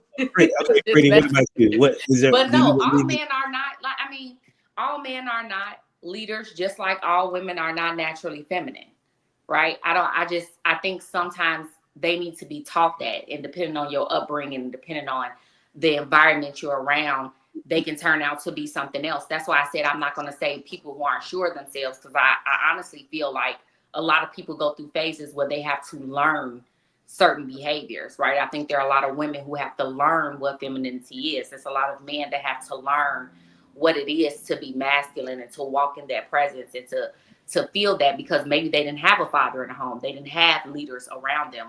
Women who only had women who worked and who always had to be in that masculinity, so they didn't get to see the femininity. You know what I mean? Yes, so, okay. Real quick, Drew, can I say something real quick? I think. I'm sorry. Let me just run the table. Just trying to get a consensus. Pretty. What is a weak man to you? A man who constantly seeks validation from other men and not himself. Someone who's not self-assured, and so he externalizes his self-worth. If you externalize your self-worth and you're unable to seek validation from yourself, then you're weak, because you're going to fall to the quality of the people around you rather than your own moral compass. Thank you for that, Miss Aisha. So I think that I agree with the consensus. I think it's someone who avoids responsibility. They have poor emotions, a fragile ego. They lack integrity, and they're disrespectful. Cool. So all the things that y'all describe as a passive dude. That's what y'all just basically described, was a passive dude. So someone who avoids responsibility is passive. Someone that is because he's passive because he's not taking initiative to be himself and do as he should. Completely disagree. Someone that lacks integrity. We're not talking about passive where like if someone gets into an argument with him, he says, okay, I'm going to step away from that. We're discussing No, not at all. I'm saying it's a trait of a passive man because he has a playbook, like when we were discussing respect, he has a playbook of how he should be treated, but he does not encompass and embody that. So that's a very passive thing to just allow things to happen to you instead of taking control and really living in your male essence as a man, as they should, and taking control of their lives. In the matter of control over their lives, if they're not doing that, they would be passive. So that means that the things that y'all just described, y'all wouldn't want that type of guy, right? No. Which is what Pretty was explaining before, and that's what we were saying, that women do not want these guys. Do they exist? Yes. But you want a guy that's assertive. You want a guy that has a little bit of asshole in them. You want a guy that is able to say, this is what I know to be true, and I'm standing on business, regardless of what you think or regardless of what you say. That's the type of dude that you want. Right. However, when you describe what Ill is trying to tell you is that a man doesn't want to go home and have to compete with his woman, okay, and butt heads with his woman. And submissiveness simply means that you are taking off your crown, laying your crown down, and you're saying, you know what, I honor what it is that your position is as it relates to being over me.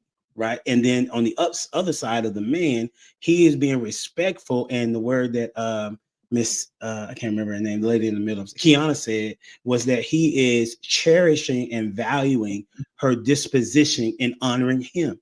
It works together. If he was a passive dude, he would be less likely to want to be submissive to him. So yes, as we stated before, there are these anomalies, but in overall, women want men to lead them. Otherwise, what is the point? I feel like And you let's make be it real, up. when you see like I feel a like woman who's very high up on the corporate ladder, you know if unless the husband is the owner of the company or very high up on the ladder, she tends to be the head of the household. She controls him and everything in that house because it's hard for them to compete when I'm not saying that you necessarily at a high level of business are going to automatically be masculine, but to compete in the corporate world, you're going to need a lot of masculine Yeah, qualities to making a survive case. because we discuss the patriarchy and say, well, the patriarchy controls everything. So that means you have to step foot in a patriarchal system and thrive, which means you have to be able to play that game along with them, which is going to require you to have highly masculine traits to get along. And it might just turn off the men who you want to date. I, You I, can't have it all. That's all I'm saying. You can't have it all. You can be the top of the corporate ladder, but you're probably not going to get a man that really mess with you like that. The man that you want. I think Can't that have it all, man. That's acting like compartmentalization is not possible. I Like, mean, you no, could use any word you want. It don't happen. Period. it's not It's not going to one word. happen. I said Those women are not. compartmentalization. Nobody wants those women. No, I said compartmentalization. I said one word. I'm It just wasn't saying, like women. No Then one, why is it whatever that we word you don't choose, see nobody that wants those then? women. Oh, Those y'all, we women gotta are do. Hold devices. on, y'all. We gotta do one mic. We gotta do one mic. Nobody One wants mic. those women. I like You that said word. nobody wants those women, but I No, beg they to don't. differ because you know who want those women? White men. Don't Those see women exactly. tend I'm to so tend glad to you said marry that. white men. I'm They so don't glad marry you white said men. that. I'm Because I'm so here for glad you said that. and I can tell you, everybody that's an executive that's black that I know, their husbands are white. You know You're what I right, but mean? that don't mean The that's what only they person want. coming down with Y'all love everybody. to you. Go ahead, True. I'm gonna come back to that. Go ahead, True. You was No, cooking, bro. my I'm thing is listening. this. I'm so glad you said that because, like I said earlier, y'all love to use the YT man when it's convenient for you. Don't bring him up when it's convenient to make an argument just to be right. Who cares what an old wrinkly YT man wants? Like no one wants that either. So the fact that you're bragging that hey, I can be independent because I'm gonna get an old wrinkly YT man to validate that, you making our point. Nobody want him either. So that's what you gotta settle for. Money, I listen, sweetheart, listen. I don't mean, date stop. outside None my of race. y'all want that. None of I would y'all I would want date that. outside my race, honey. I would just Y'all recognize don't that. want that man. Stop it. All right, Y'all y'all. don't want no old I was white just Let's man. go. Y'all don't Hold want on. recognizing that. Hold I on, was Isha. just Hold on, recognizing the Isha. facts. I So did want to say exactly, that. you just want to be right. That's the tit for tat shit. I'm just gonna be right, but it's not what you want. Why brag about something that you don't want? That's like me saying, "Hey, I can get me a big 400-pound girl. It She'll wasn't a love me." brag. Nobody wants that. It's just something to say to All win right, an so let's go to keep argument, the but nobody conversation. wants that. Let's go to keep the conversation moving. Pretty true. Bo, do you have your hand up in the back? Yeah, she did. Go ahead, Bo. Okay. So when I hear these conversations being had about women who climb up the corporate ladder, or women who have all of this power and influence or whatever, not being wanted by a man, you all act like there are not women who exist. One that can, because Pretty said it, and I don't think that y'all just glossed over it and was like, "Don't nobody want that." Compartmentalization.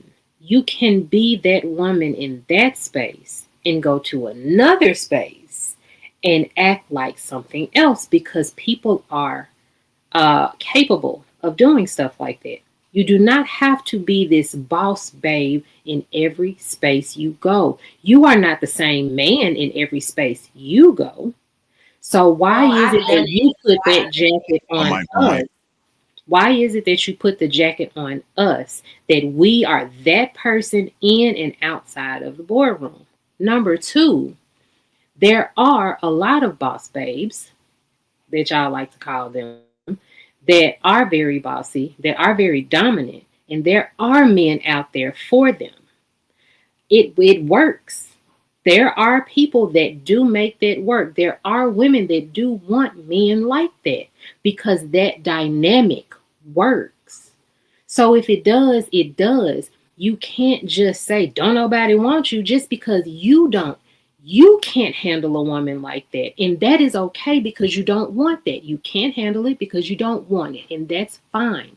But to write women off like that as if they are devalued because they're ambitious is really wild to me. I really want y'all to open up these boxes.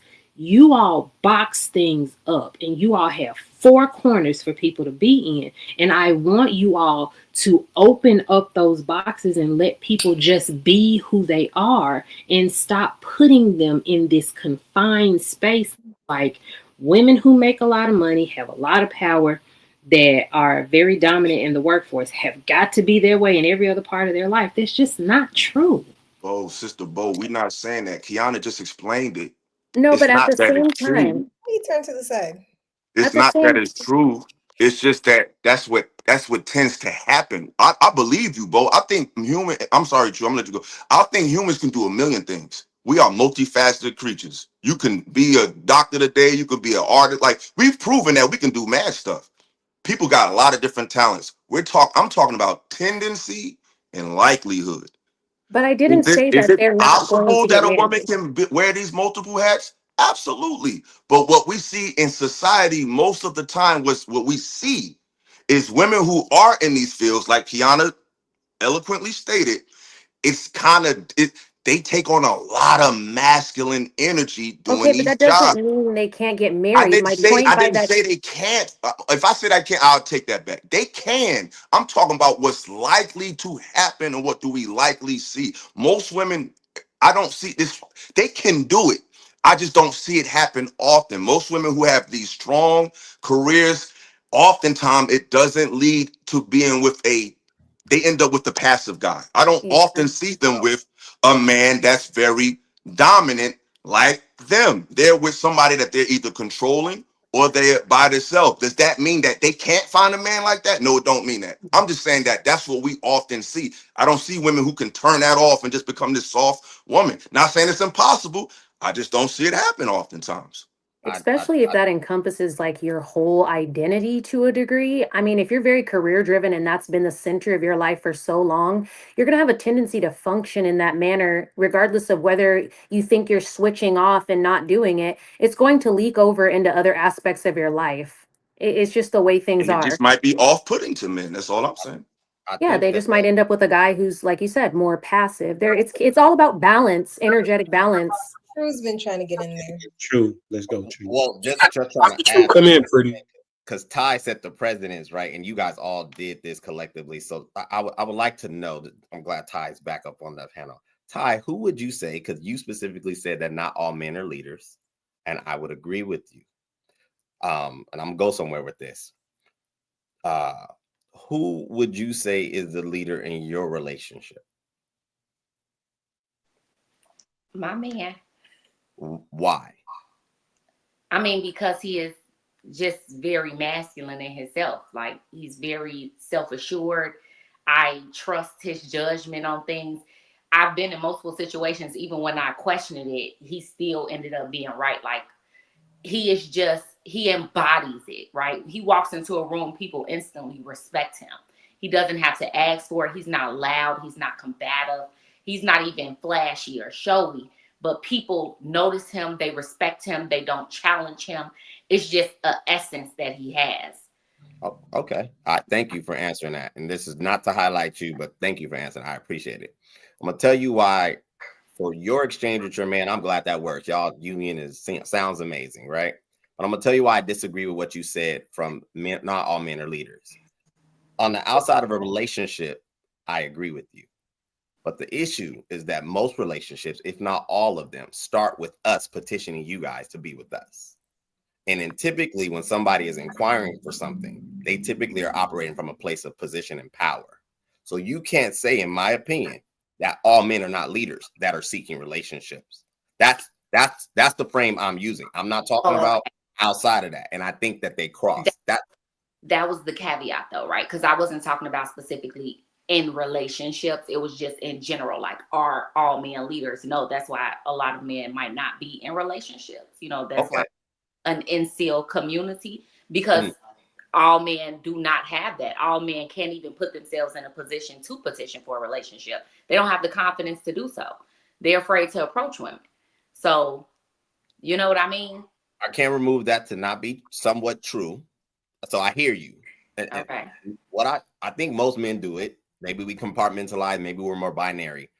I don't know how much it aids to us talking about very small subsets of things. I think that in a typical fashion, heterosexual men want to be with women in typical fashion. And this is why I've heard this constantly, that men are not leaders. No relationship I know operates without us making it happen. And women typically will say yay or nay. Would you guys agree? Yeah. Okay. I agree. Okay, go ahead. I'm sorry. In that dynamic, he is leader in that dynamic always. There is no change of the guard, because it was facilitated by him petitioning. And I don't know why this is such a struggle, because it's, you know, you go from being single, right, as a young lady, to now having someone. I got a boyfriend, or I got a husband, or whatever, right? But someone had to invite that, right? He's leader. Is that fair to say, or is that a hard concept to understand? I don't think it's a hard concept to understand. I think to a certain degree, it is fair to say that they lead the efforts in the relationship. But even going back to what Illa was stating, right? Even that man that's quote unquote passive, that got with that woman who is, you know, the CEO over a company, he might have facilitated leading that relationship, but he's not the leader of his home. So I still go back to my main topic, that all men are not necessarily leaders. And I think some men have to learn how to be leaders, just like some women have to learn how to be in their femininity and and be quote unquote a woman in the relationship, or have those womanly attributes. I think it's just something that people as humans sometimes have to learn depending on their history. Todd, what does leading a home mean? What that mean? What that look All like? men are leaders, man. No, can I get a chance to chime in on the question? Because I just want to point out that because you're the one that is asking a question, because when you ask to be in a relationship with a woman, when you ask for her hand in marriage, she has to give you the affirmative or the negative, right? She has to be the one, she's the deciding factor in whether or not it moves forward past that point. So once you've made the decision that you want to be in a relationship or you want to get engaged to this woman, she still has to agree to that. So it's a dual situation of people deciding how to move forward. If she decides to move forward with a man who she deems to be a leader because she desires to follow, she will say yes. If she deems you not to be a leader, she will say no. If a woman is with a man, or she's propositioned by a man who is not a leader, but she does not desire a leader, she will say yes. If he acts like he needs to be in leadership and she does not desire a leader, she will say no. So she still has the decision whether or not that person is a leader or is not a leader. It just depends on what she wants. So just like what Bo said, it is what the dynamic requires. She's Yeah. going to choose what works for her. And because she is the one who says yes or no, you can't say he's the leader in that situation just because he asked a question. A question's a question. Employees ask questions all the time. Kids ask questions. Everybody asks questions. You're not going to tell me that simply because somebody asked a question, can I get a promotion, boss? Can I get a raise? No. Yo, you love to conflate stuff, man. Hey, yo, she funny, yo. All men are leaders. Wait a minute. Hey, hold on. I need to bring what's in the back chat to here. Please do. I said all men are not leaders is the thing. Aisha agreed. Humble Dad disagreed and said all men are leaders. So I asked him what qualifies all men to be leaders. He said the mustache man was a leader. What in the world is the baby? Can I answer that? That's easy. I don't want to lose the spirit of what I was saying, and then we can definitely expound upon that. I'm not trying to. No, I really want to know why in the world anyone would bring up a degenerate German piece of trash and say that he was not a leader. He was a dictator. He was an evil piece of crap. That's what he was. And you bringing that up, and I'm really glad you did, proves the fact that all men are not leaders. That man unalived so many people. You think that man should have been? That man was not a leader. That man was a dictator. That is much different. And if you think that is a leader, then that proves that you do not know what a leader is. You know what a dictator is. And that is unsafe for women. You responded. A man like that is unsafe for women. That's not necessarily true. If I got it, Kiana. I got it. I'll explain. I'll teach the lesson. Okay. The word is leader. If you would provide a general understanding or definition of a leader, right? If you would you be able to tell me what a leader is? And I guarantee you all the things that you would say will constitute that the person that I said is a leader. The thing that you need to get to is who is a good leader and who is a bad leader. Because that is a such thing as a good man and there's a such thing as a bad man. Words do matter. So when we say that all men are not leaders, that is not a true statement. All men are leaders, okay? Because that is their natural born state of where God has put them as the leaders. Now, women have the opportunity to decide which man they want to be their leader. And then as a result of you saying, yes, I want this dude to be my leader, you are saying that you're falling under his headship and you are saying that you believe that he is a good leader. That is why you are following him. However, there are women that will follow bad leaders. So once again, since you're trying to educate me, all men are leaders. And so as a result of it, it is your decision on how you determine what a good leader is. And oftentimes women do a bad job of selecting what a good leader is. And so you continue to, as in general, continue to put all men in the box that you said that you did not want to be designed as just all men are not leaders, when in fact, all men are leaders. Some are good, some are bad. Okay, so I'm going to respond to that. First things first, you answered my question and my question was, what qualifies all men to be leaders? And you use the mustache man. So that means to say, excuse me. Did you see how quiet I was when you were speaking? I really appreciate that. Now, I got my question answered by you saying that mustache man was a leader. That is what you deemed a leader because that's how you answered my question. So I was not educating you. I was responding to your answer to my question. Now, if you would like to give me an answer of an actual leader and stop trying to do this good leader, bad leader thing, you know what we're talking about. You know what women are talking about when we say all men are not leaders. I'm not saying that all men are not leaders. I'm saying every man is not a leader. And you know exactly what that means. So when you say that the little mustache man was a leader, you are saying that you are pointing to that being an example of what a leader should be. I am asking you, what qualifies it as a leader? Because you all want us to pick a man to lead. You want men to lead. And what you're saying is you can pick a man to lead us to, we can pick a man to lead us to hell or not. Correct. But we are not talking about that. And you know full well we are not talking about a leader, any type of leader. We are talking about men who want to lead us. It has to be. We are obviously talking about good leaders. You're talking about any type of leader. You know what we're talking about. No, So I want my question answered that by somebody else, because you've already answered it with the no, mustache. I can't. What qualifies? Excuse me. What qualifies all men to be leaders? I was One trying that to has get a vision. One that has a vision. That one that has a standard in which he follows. Another one is that he is an individual that's able to get people together and get them on the same page with him. Right? That is a leader.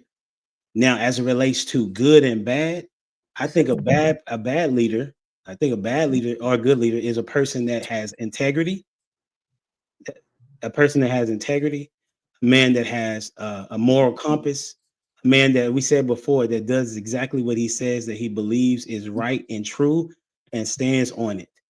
That, and a man that raises his kids, the man that protects his wife spiritually, physically, mentally, emotionally, and he does the exact same thing for his family, as well as when he goes into the community, he is in the community to help the community thrive and move forward. Those are some of the things I would say that a good leader is. That's pretty broad. That's why I was I think it's strange that you would That say wasn't my question. Okay. That was not my question. If all men are leaders, if every man is a leader, true. What qualifies all men to be leaders? You're still not answering my question. I told you that the leader. All men are born in. Hold on, HD. Hold on, HD. Let's go let Kiana get in and True get in.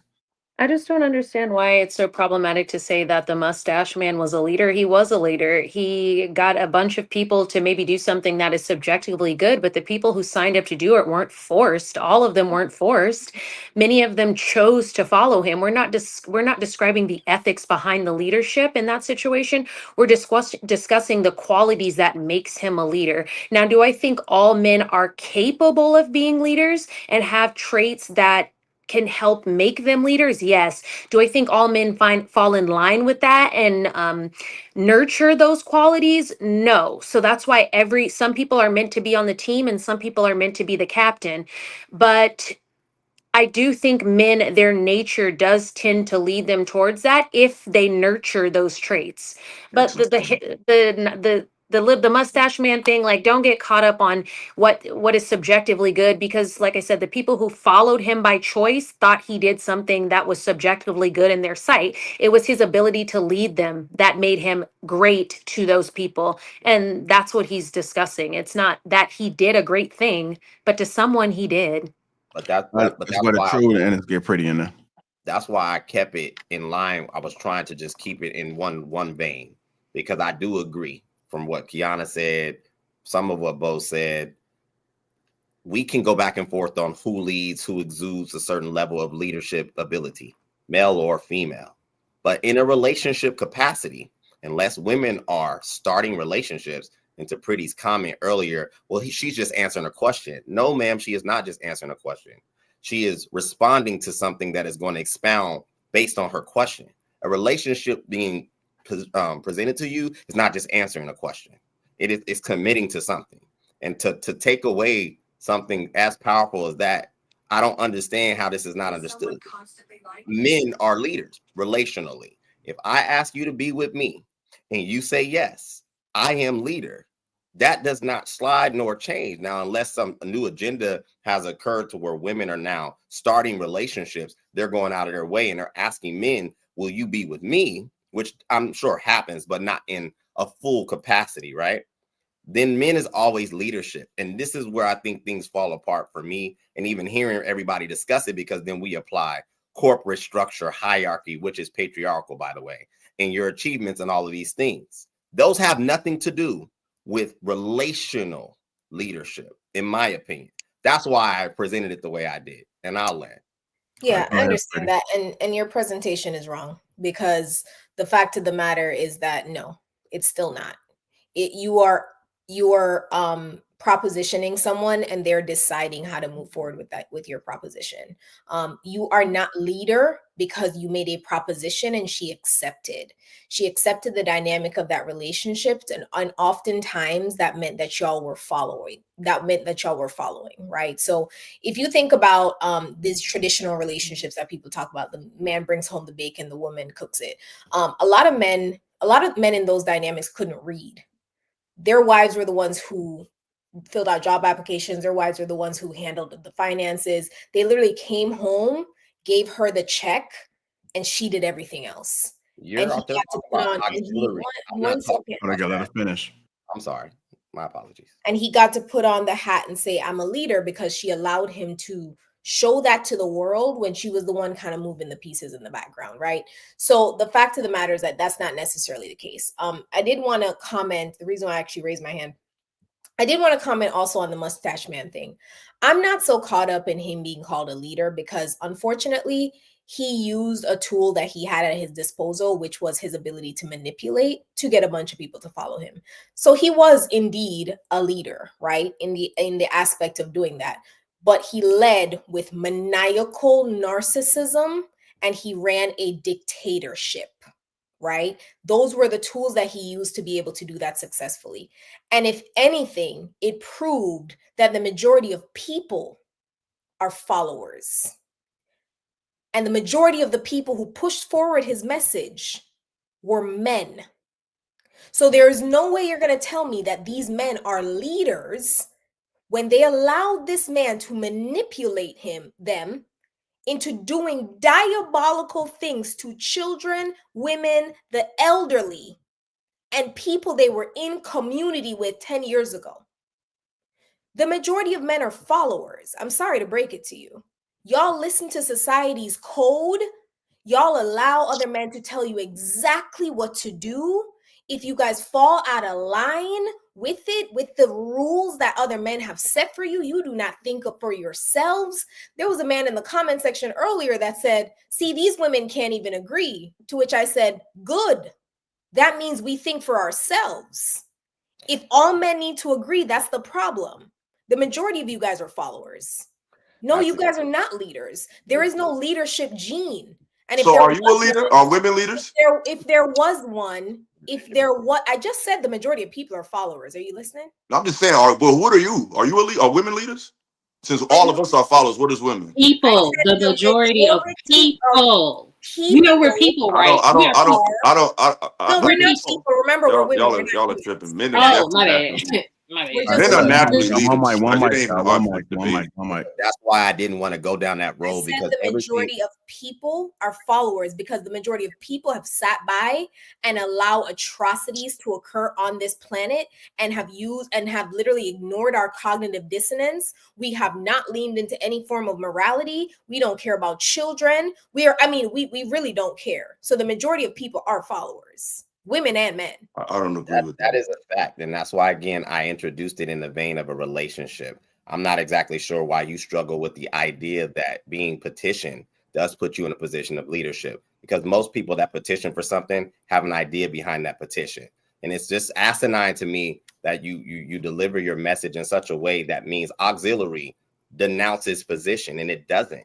Employees that function and have pseudo authority, like a department head, is not in the leadership capacity of that company. They are facilitating auxiliary. But for whatever reason, it seems that, well, I'm doing all of these things behind the background. Well, who gave you the authority to do so?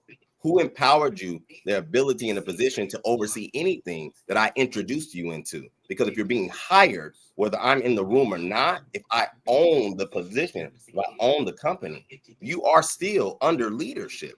And in a relationship, this is just on a small scale. This is easy to understand. So it blows my mind that we have such intellectual women who struggle with such a basic concept. If a man introduces you into a relationship, he's always leader, always. That does not remove nor change. Doesn't matter what you're doing or facilitating within the relationship that he structured.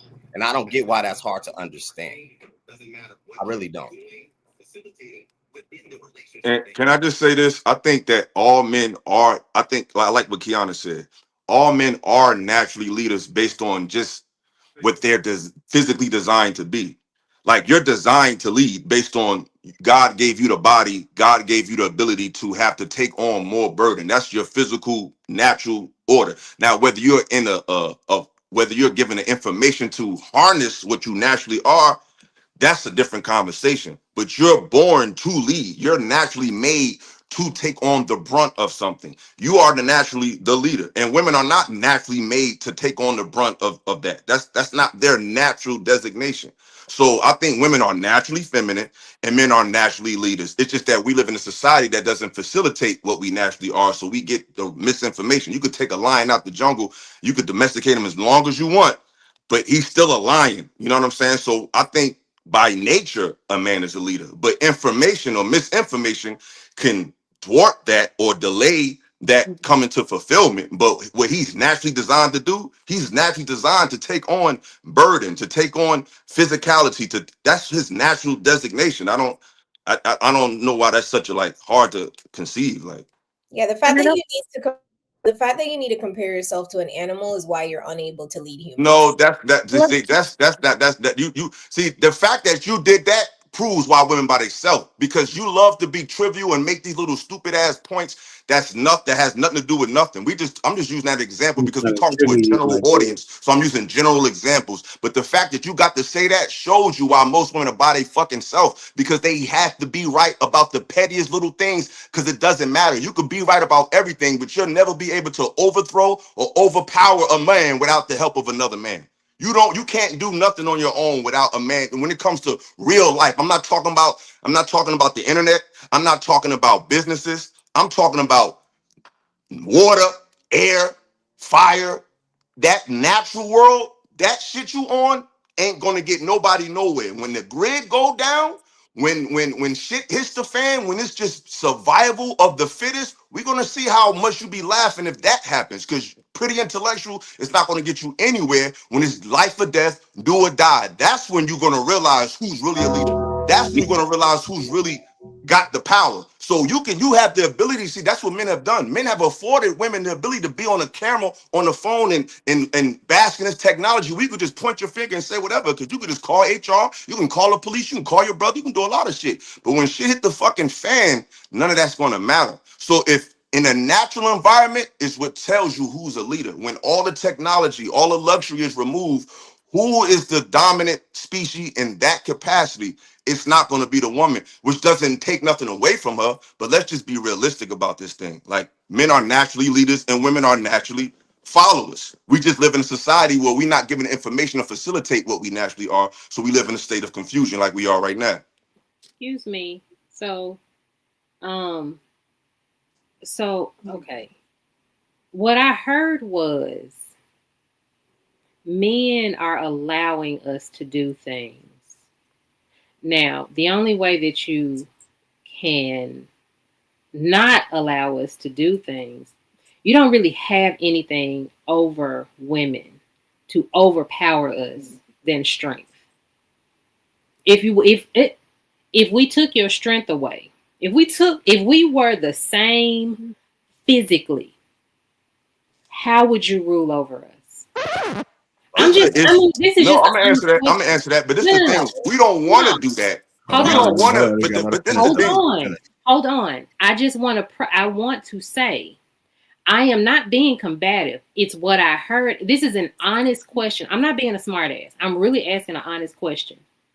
Because what I hear is it's your strength that puts us in our place. That's just what I'm hearing. That's what you heard. Exactly. Though respectfully, that's what you heard, because women put their hearts on their ears. I didn't say that. What I said was, we are naturally made to bear burden more than you are. But what you heard was, we're over you, because women today are designed to look for any nuance to feel rejected or feel attacked. That's how the modern woman's mind is designed, to just look for discrepancy. It is the fact that we gotta sit here and talk. Listen, Illa, please don't tell me how my brain works, because if I am telling you that I heard something and we're in honest dialogue, Did I say that? that's what, hold on. I didn't say you said, do you see how my words work and how your words work? What I said is what I heard was, and I'm allowing you the room to explain it, right? Because I could be wrong, because I said I could be wrong. I wanted you to explain it. Hold on. Because you have to understand that sometimes the words in which you use to explain something may come across a different way. Okay. And if I am receiving it a certain way and I'm giving it back to you, I am allowing you the room to explain it a different way. Okay, That's so give what me the I'm doing. room. I got you. But let me ask you one question. Did I say that? I no, you Yes or didn't. no? Yes And or I no? Did never I say said it? you said it. So yes, But that's what I'm saying. Follow me. I'm taking you somewhere. Did I say that? Yes or no? Did I say I'm that? following you. But Did what I? I'm Whoa, did telling I you, say that? Yes or no? I told you you didn't say. I don't. How many Okay, ways so can I pause. So tell you? pause. So pause. Go I ahead. didn't say that, but what did you say? I heard. How the hell did you hear something I didn't say? 3 times. That's Okay, like, how did I'm you hear going to something I didn't explain it. say? I'm going to explain it one more time. You The felt way that. in You didn't hear which, anything. You felt it. Will, you asking hold a real on, I question. know that. And it is okay for me to have feelings. What is wrong with men That's why y'all not allowing women? leaders, because you can hear something and Oh don't my hear it at God. all. That's not a leader. Yeah, we That's gotta a do Ella, some. follower. Will, let Ella, me finish, my dude. I'm allowing you the room to explain it differently so that I receive it a different way. It is okay that my brain heard something different. I am giving it back to you so you can hear how you sound. So you can probably explain it a different way, because if women are hearing what you're saying and they are responding to you a different way, it is because that is the way you are coming off. And maybe you could change the manner in which you explain it so that women can actually get what you're saying the way you're saying it. Okay, I I'll don't respond. I'm You like not asked mad a at you. We don't Leadership. have to agree, real Okay, but let me cool. respond. Let me respond, because I'm cool with not being agreed with. I can sleep real good at night with women saying he's me. I'm good because they still like me. So what I'm saying is this: I didn't say that. That's what you heard based on what you felt. So even in that dynamic shows you why you're not a leader, because y'all go by what you feel and not what's actually being stated. Will, let me Every ask. woman don't feel what you felt when they heard that, Bo. You're speaking for the women who do. And we can't judge based on a panel how many women heard that versus how many other women heard that. That's not nothing we can figure out. So let's deal with what's said. I didn't say that. So if you heard something I never said, that is a mental problem. Because I'm not going to hear you say something verbatim and say, you didn't say that. What I said was we're naturally made to bear burden more than you are. That's all I said. It's the Does that question. mean I don't know what's so hard for that to understand? You're not so built we to lead. It's so we about don't want to solve a design. communication issue. We don't want, so here is the breakdown. Here's the breakdown in these conversations, right? I told you what I heard you say based on what the words that you use and how I heard it. I didn't say you said anything. I wasn't giving that to you. Here is the communication breakdown. This is why we can never get anywhere, because you never explained it in a way that I can understand what you were saying. You just said the same words again. And so when you are talking to a woman, see, you want women to hear you like a man. No, I But want you, people who hold got on, an ear to hold hear me. on. I know everybody ain't You gonna hear me, and I think, can live with that. excuse me, but you don't want women to make men think and feel like women. But you would like for us to hear you the way you hear you. So the No. reason why these conversations can never progress is that you want to put me down, because that's what I felt like. Now you talk about how you And feel. baby, I can have feelings, and that's the thing. And I'm not going to feel Nothing bad wrong about with having that. feelings about things, because I can admit that I have feelings about things because I'm human. However, the reason why these conversations will never progress is because you all do not want to communicate with women the way women can understand it. So when I gave that back to you and I said, I may have misinterpreted this, I may be wrong, and you told me that I was wrong, I didn't say that. I know that's what I just told you, and you So, still did not explain it in a way that I can understand it. So here's the thing: I'm going to drop it. You do not have to explain anything. We are completely done with this. okay, that's I fine. I cannot respect it. I'm continue to not have a upset. conversation with someone that does not want to communicate with me in the I way that I can that's communicate with but them. So we're done. okay, Yeah. that's fine. But I Like, just want to respond, and I'm gonna shut the fuck up. I'm gonna just say this. One thing I know about women, based on the topic, is how much she's willing to listen. Some topics are more sensitive to women than others.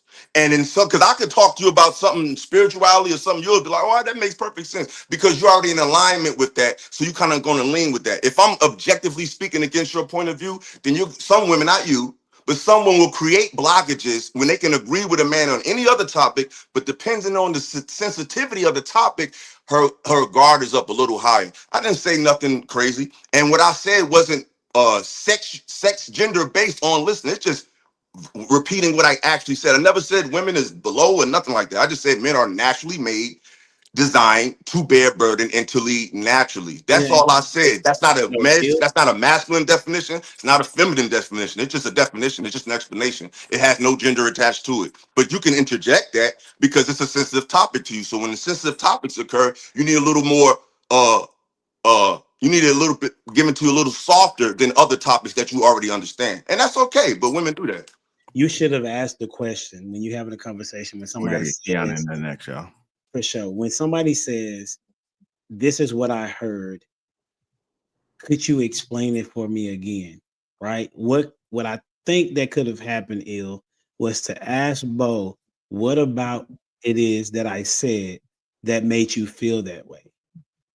So Bo, at the same time, also has a point in saying he didn't even say anything, those words. So like if he would have said, I believe, watch it. I know you know, but I'm talking to both of you though, Bo. I'm saying that this is where the miscommunication was, in the sense of he's saying, I'm saying exactly what I'm saying, but he did not ask you to validate what you missed in what he was saying, right? Which would be helpful, because he literally said the thing that me, Kiana, and other people had said, but why did you hear a negative connotation? That's the question. But going off camera, I don't know why you did that though. All right, go ahead, Keanu. So we've discussed the concept of patriarchy and that women, we've had to break out and be able to access a certain way of life. There would have to be a level of leadership in order to form the patriarchy for us to even want to go, us to even go into it. So if we're looking at leadership, if women, we were stronger leaders, don't you think it would be a matriarchy that men would have to break into rather than a patriarchy that women have to break into?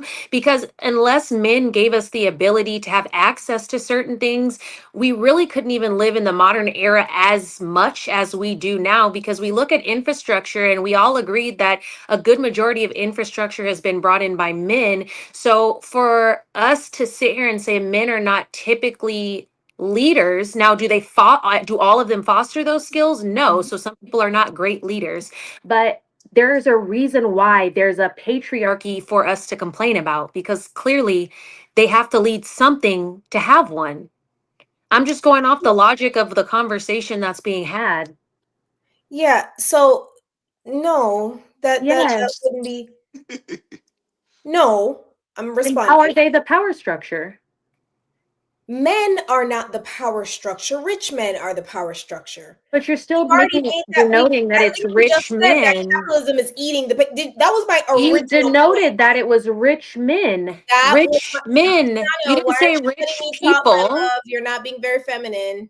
Can you let me finish talking? Well, then forgive me. Thank Oh, you. great leader. Sit in your femininity, my love. Let Oh, this thank masculine woman you. take it over. Oh. Anyways, so let me say this, right?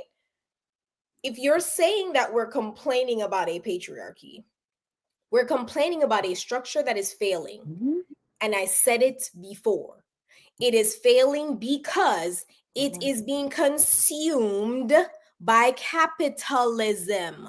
That is what I said before. So you're now saying, don't men need to lead for us to be in the structure? No.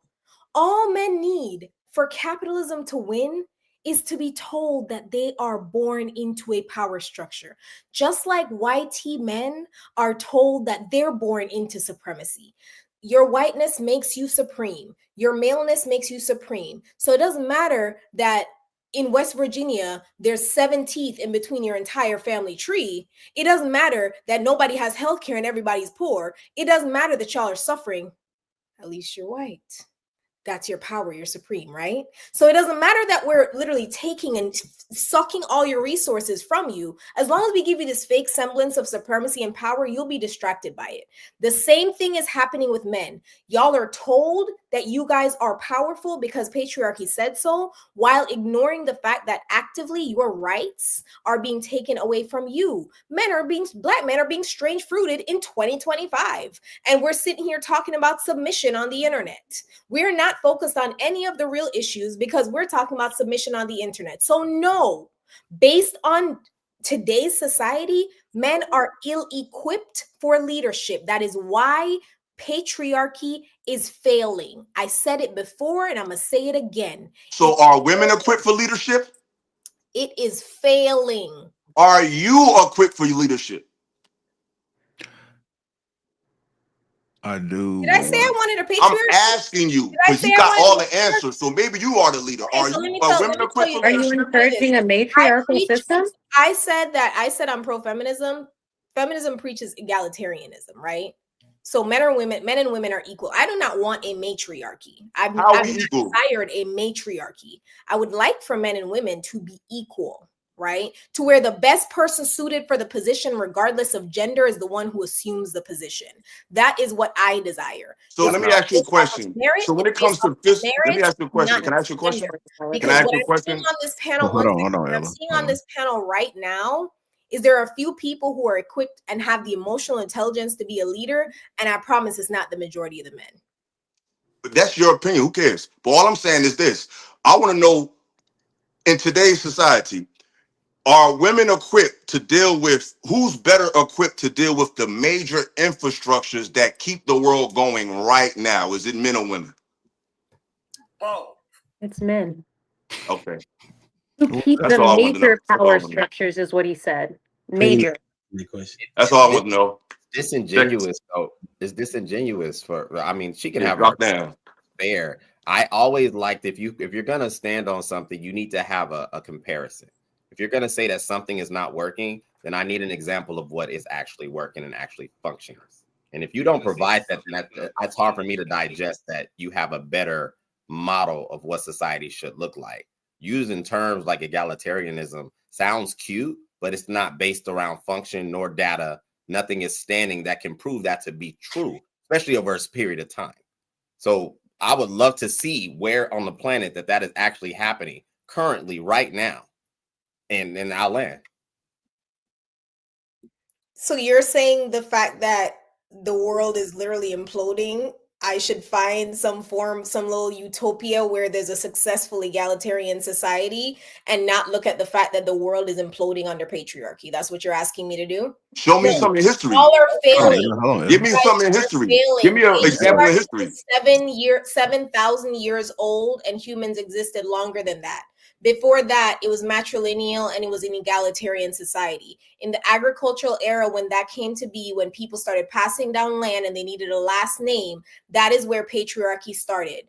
Go and look up how patriarchy started. It is because they wanted to pass down land and wealth through the man's last name, thus patriarchy. It is not because you guys are superior beings. It is not because you guys are smarter. It is not because you guys are better leaders. It is simply because we wanted to consolidate land and resources. Before that, we were in hunter-gathering mode. And when y'all continue to say you are hunter-gatherers, you were not. Women were out there hunting and gathering as well. What society you talking about? Black people or white people? And gathering. These were humans, sir. No, because it's a difference. Because y'all love to put the issues of white patriarchy on the backs of black men. These were humans. No, we're gonna get to that. Y'all love to bring up what white men do negatively and blanket it out and say all men do that. The most of the gripes that you're talking about is under white regimes, under European structures. Most of the issues you're talking about has not come under black men running things. So just let's get that clear. You're not speaking about anything that we contributed to. You're talking about post-colonization, post-slavery issues. Those are where most of our issues came from. Most of our issues came post-colonization, Post under slavery, these issues are under European rule, European influence. That's where most of these problems come from. Now, Numbers aren't working. can you show me, pretty intellectual, can you show me something in antiquity in indigenous cultures that we participate in, not just human hunter-gatherers, specific nationality cultures that we participated in where women were just running things or under the negative leadership of black men? Can you show me that in history? Yes or no? So you're already wrong. I'm because asking you a question. How am I wrong when I'm asking you a You question? don't control how I answer. I just asked you, do you have that information? Anyways. She You don't have antagonist. that information. So you said the same thing earlier. Don't control how I answer.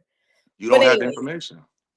You just brought up colonization, which is 500 years old. We're still dealing with the ramifications of that. Me saying patriarchy being 7,000 years old. Whose patriarchy? Do you hear how that doesn't make sense? No, whose patriarchy? It does make sense. Are you talking about European culture or our culture? Ella, you gotta let us finish. Yeah, you're crashing, man. I ain't crashing. You pretty intellectual, but you ain't really showing that. Relax. So let me say this. All forms of society at some point had a form of patriarchy. They did not look the same, but it was patriarchy. Black men had their own form of patriarchy before colonization, because as I just said, colonization is much younger than patriarchy.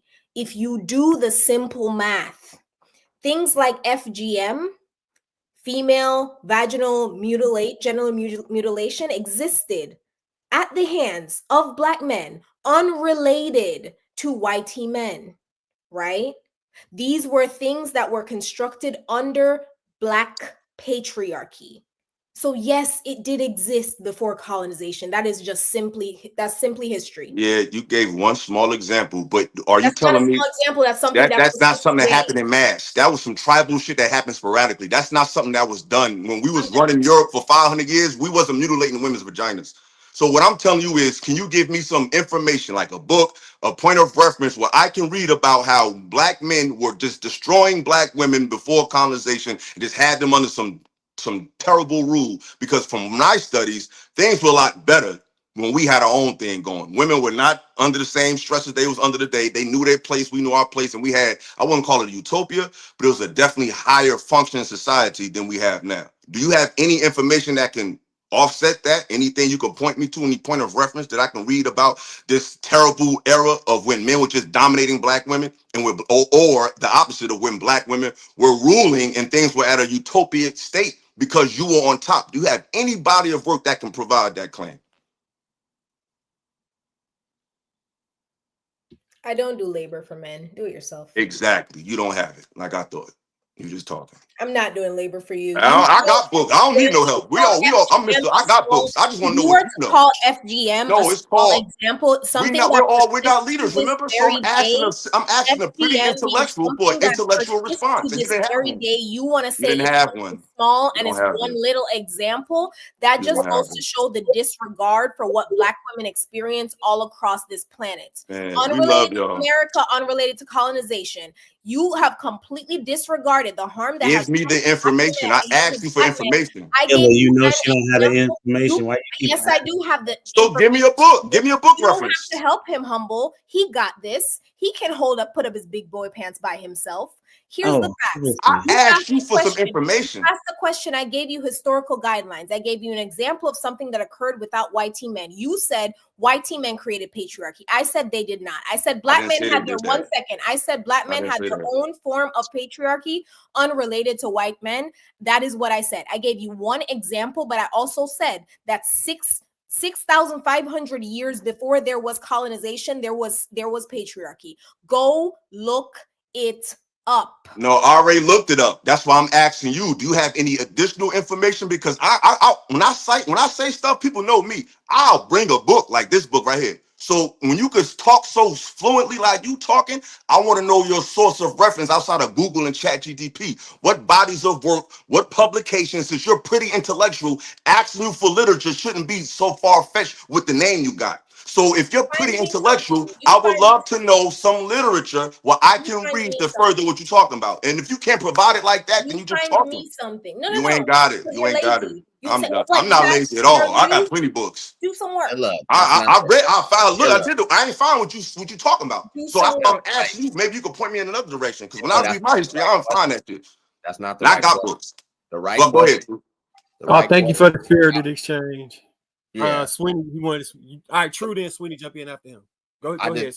I just wanted to interject something. How is it possible for men to enact these things if they weren't in the position of leadership for so many times and periods? If we were just not in leadership, how's that possible? That's all I wanted to add to that. And I'll pass. She's not gonna answer. Go ahead, Sweeney. No, I'm I'll sorry. just, oh my God. I'm sorry. You said how if they weren't in leadership? Yeah, because your stick is that Yeah. you continue to try to denounce that men are not Being leaders. in a leadership position does not denote you being a leader. Do you understand how many people attain leadership position just because of nepotism? Literally. That's irrelevant. Like you asked a question. It is relevant. What's Because that? if not people are, it is.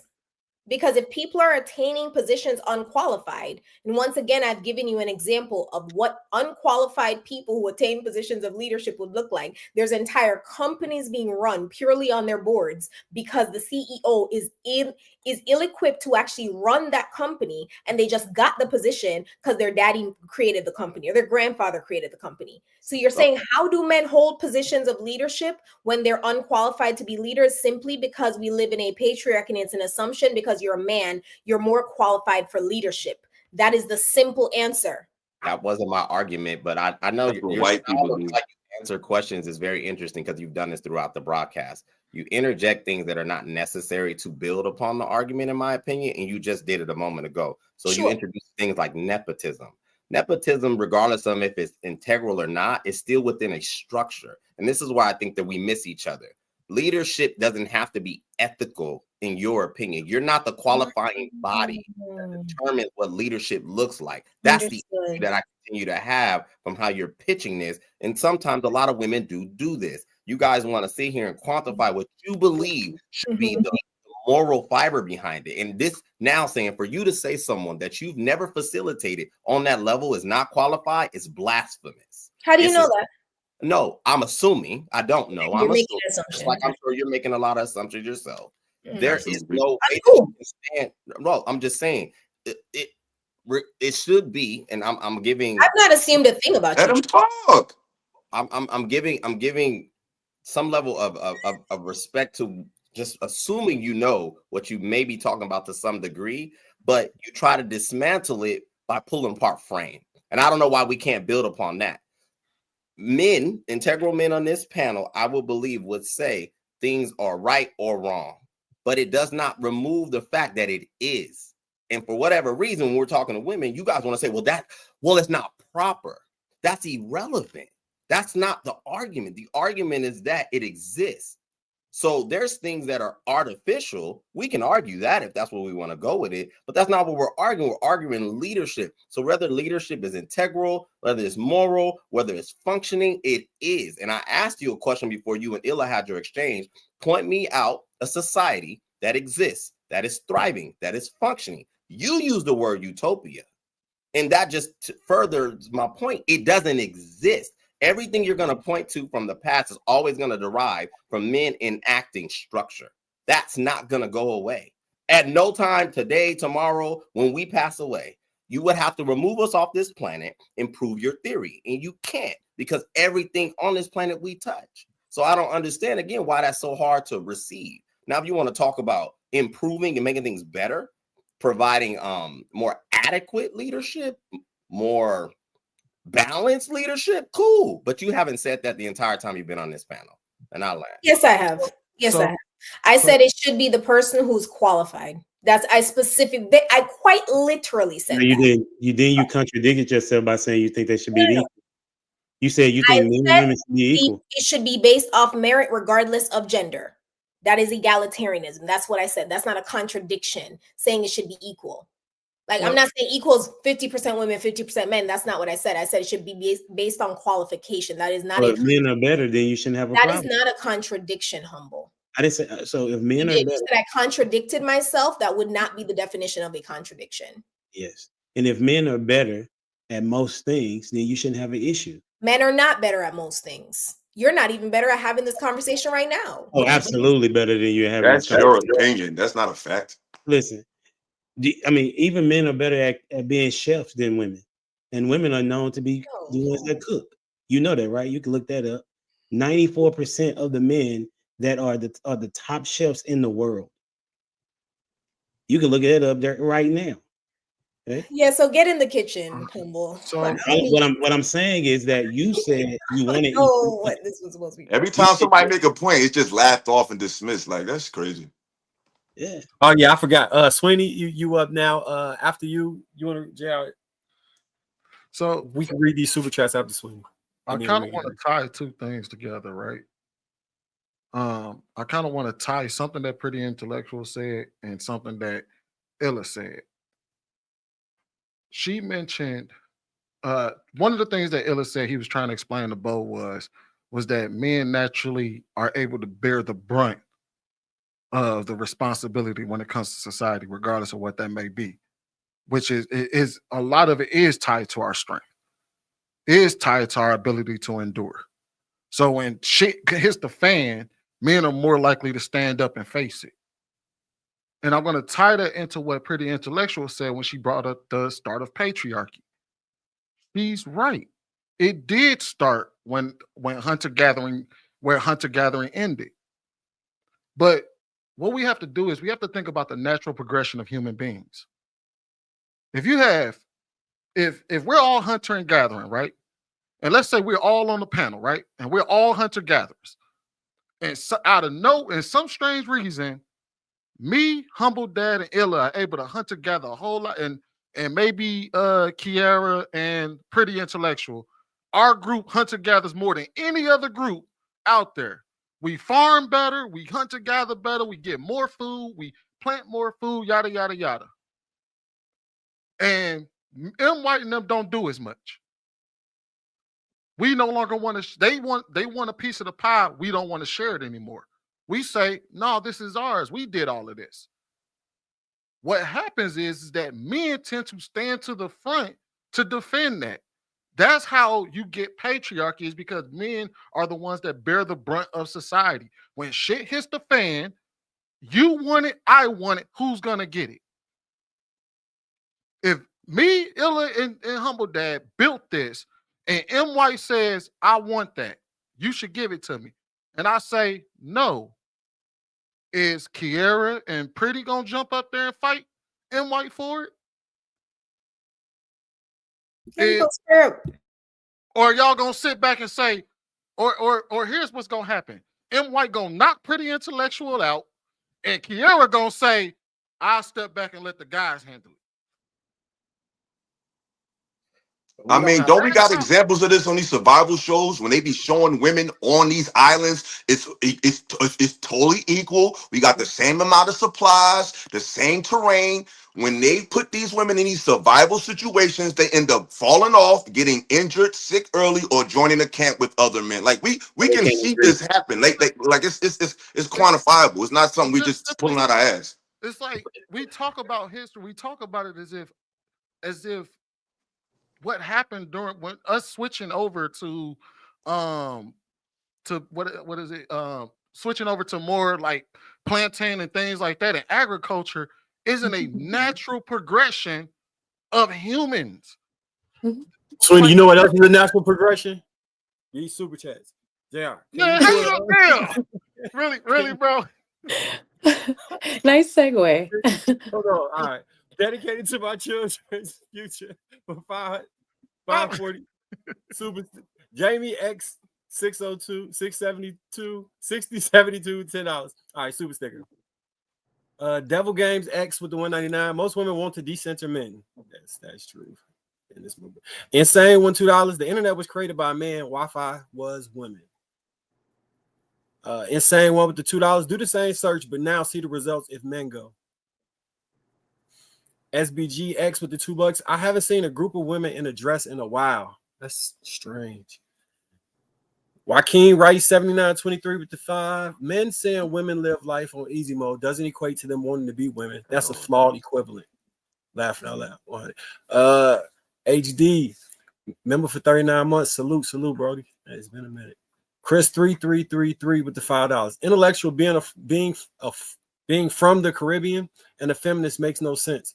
I'm curious how you come to this viewpoint. 1970, John Henry with the 20. A man that labors for a man who's gone to college and makes more money will only receive respect if the college-educated man realizes his money doesn't make him respectable. It is his actions that garner respect.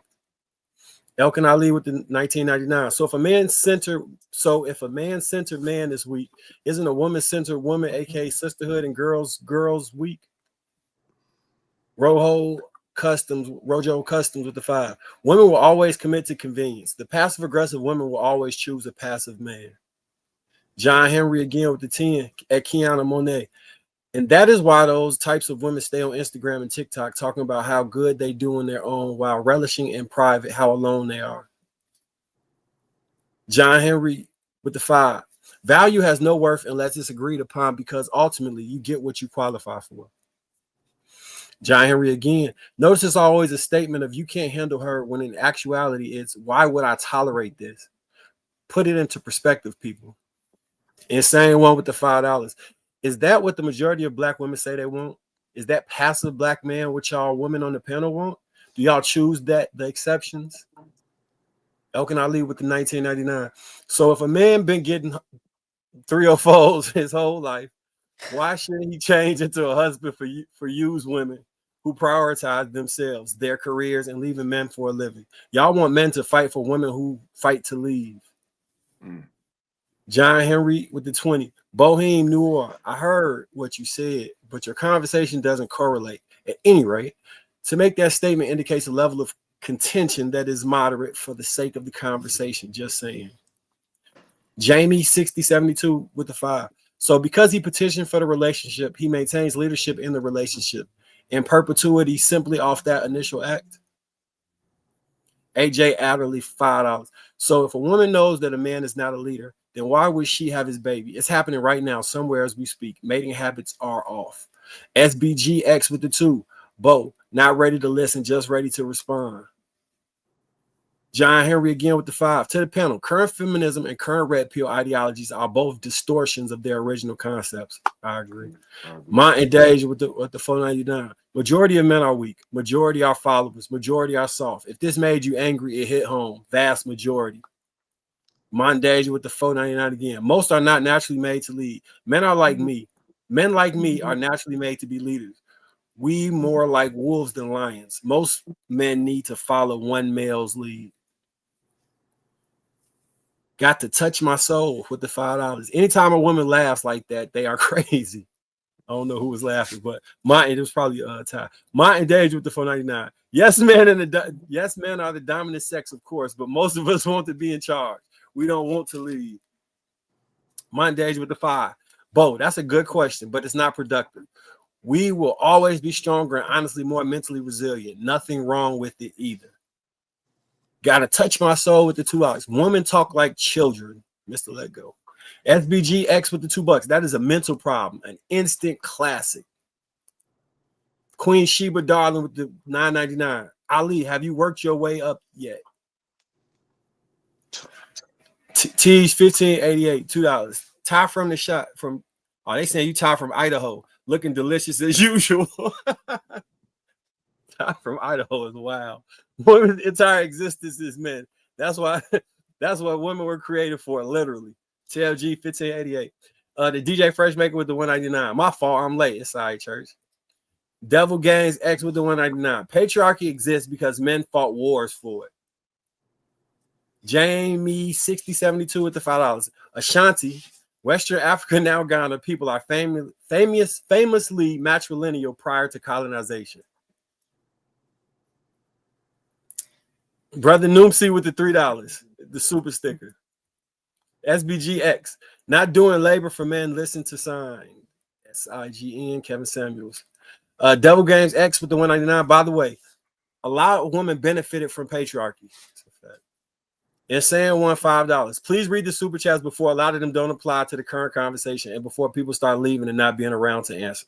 Hopefully we solve that. Insane one up to $10. Thank you. And as always, thank you for having a conversation at Lapeef Network. Salute to you, church. Thomas Ford with the $2. Repeal the 19th Amendment. AI Screen Genius with the $5. Black women created me. I may not have been born to a Filipino woman without you, so I kind of owe you. Maybe one day I'll give back to some black baby mamas. We appreciate that. Anybody had anything that they wanted to answer off of that? Go ahead, Ella, and then we can. Oh, wait. Ella, keep it under 30 seconds. And we got to get the ladies back in there. I think it go Ty, Bo, Kiana. No, Aisha, Kiana, Ty, and then Bo. Because they ain't saying under a minute. Under 30 seconds, please. Thank you, sir. Yeah. So all I'm gonna say is I just feel like this whole conversation, like most women's talking points, the funny thing is the whole concept of feminism in the modern sense and the whole antagonistic energy that women have towards men, it's actually from a patriarchal mindset, which is a white male. That's the ironic part. It's his mind that's even got women having these conversations to be so antagonistic with men. That's a part of his plan. So even in their femininity, they're following the man. But I'll digress. Illa, that was good, bro. 30 seconds. Hey. I think it was 22.6. Aisha, yeah. I don't know if this is gonna be 30 seconds, but I think the conversation was very negative. So I want to talk about, I'm just gonna hit a couple points on ways to improve Black families. Like economic security for Black households, affordable housing, higher wages, home ownership support, reparations, criminal justice reform, family-centered community infrastructures, child care, mental health support, literacy enrichment, Black men and Black women relationship healing, communication, mutual accountability, and rebuilding. I'll end. I wasn't saying y'all had to be 30 seconds. I was saying Illa before y'all went off because y'all been waiting a long time. So don't put me on the Summer Jam screen. Don't do that. Put everybody in that same situation. Don't do that. No, y'all been having a conversation. They've been sitting for like. Nah, y'all. I'm about to drop down a minute anyway. No, you ain't gotta drop down. Nigga. No. I got a headache. No, for real. No, it ain't like I got a headache. My head hurt. All right. I love y'all. You know. Yeah. Kia and then Ty and Bo, and then we get back to one. Yeah. Let's just make sure we remember to all value each other, value one another so that we can have family, we can have community.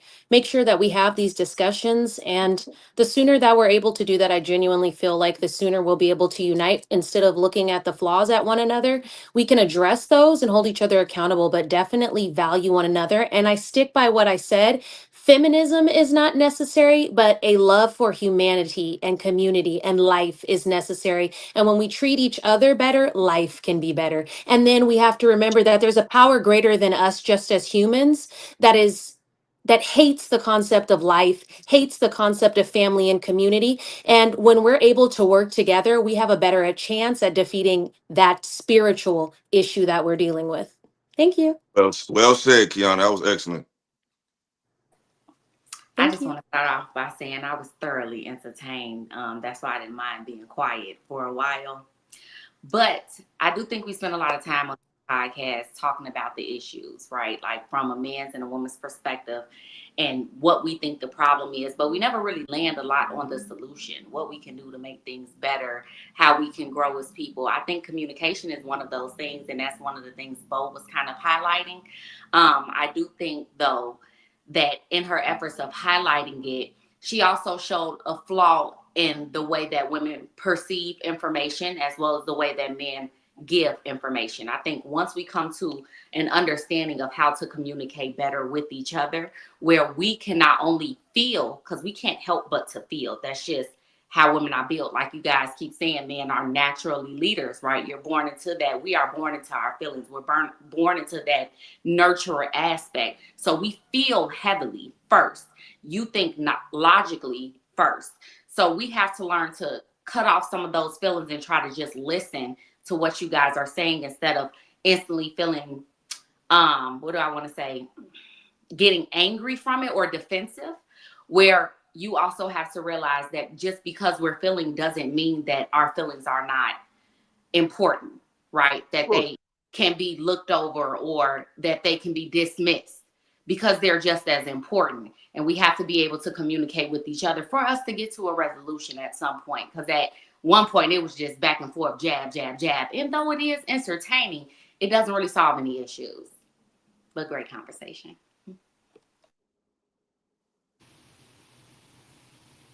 Can I say something real quick? I think why not? I can't say no real quick. The women got to go, my guy. All right, go ahead, ladies. Go ahead, Hey, go be a ahead. leader, my dude. Now, I was about to fight back on the whole flaw in how women perceive the communication, but I'll give you that. But what I will say is, I think that it was overlooked that I did do the most logical thing. I did not act in my feelings. I did not act in my feelings. I was completely logical.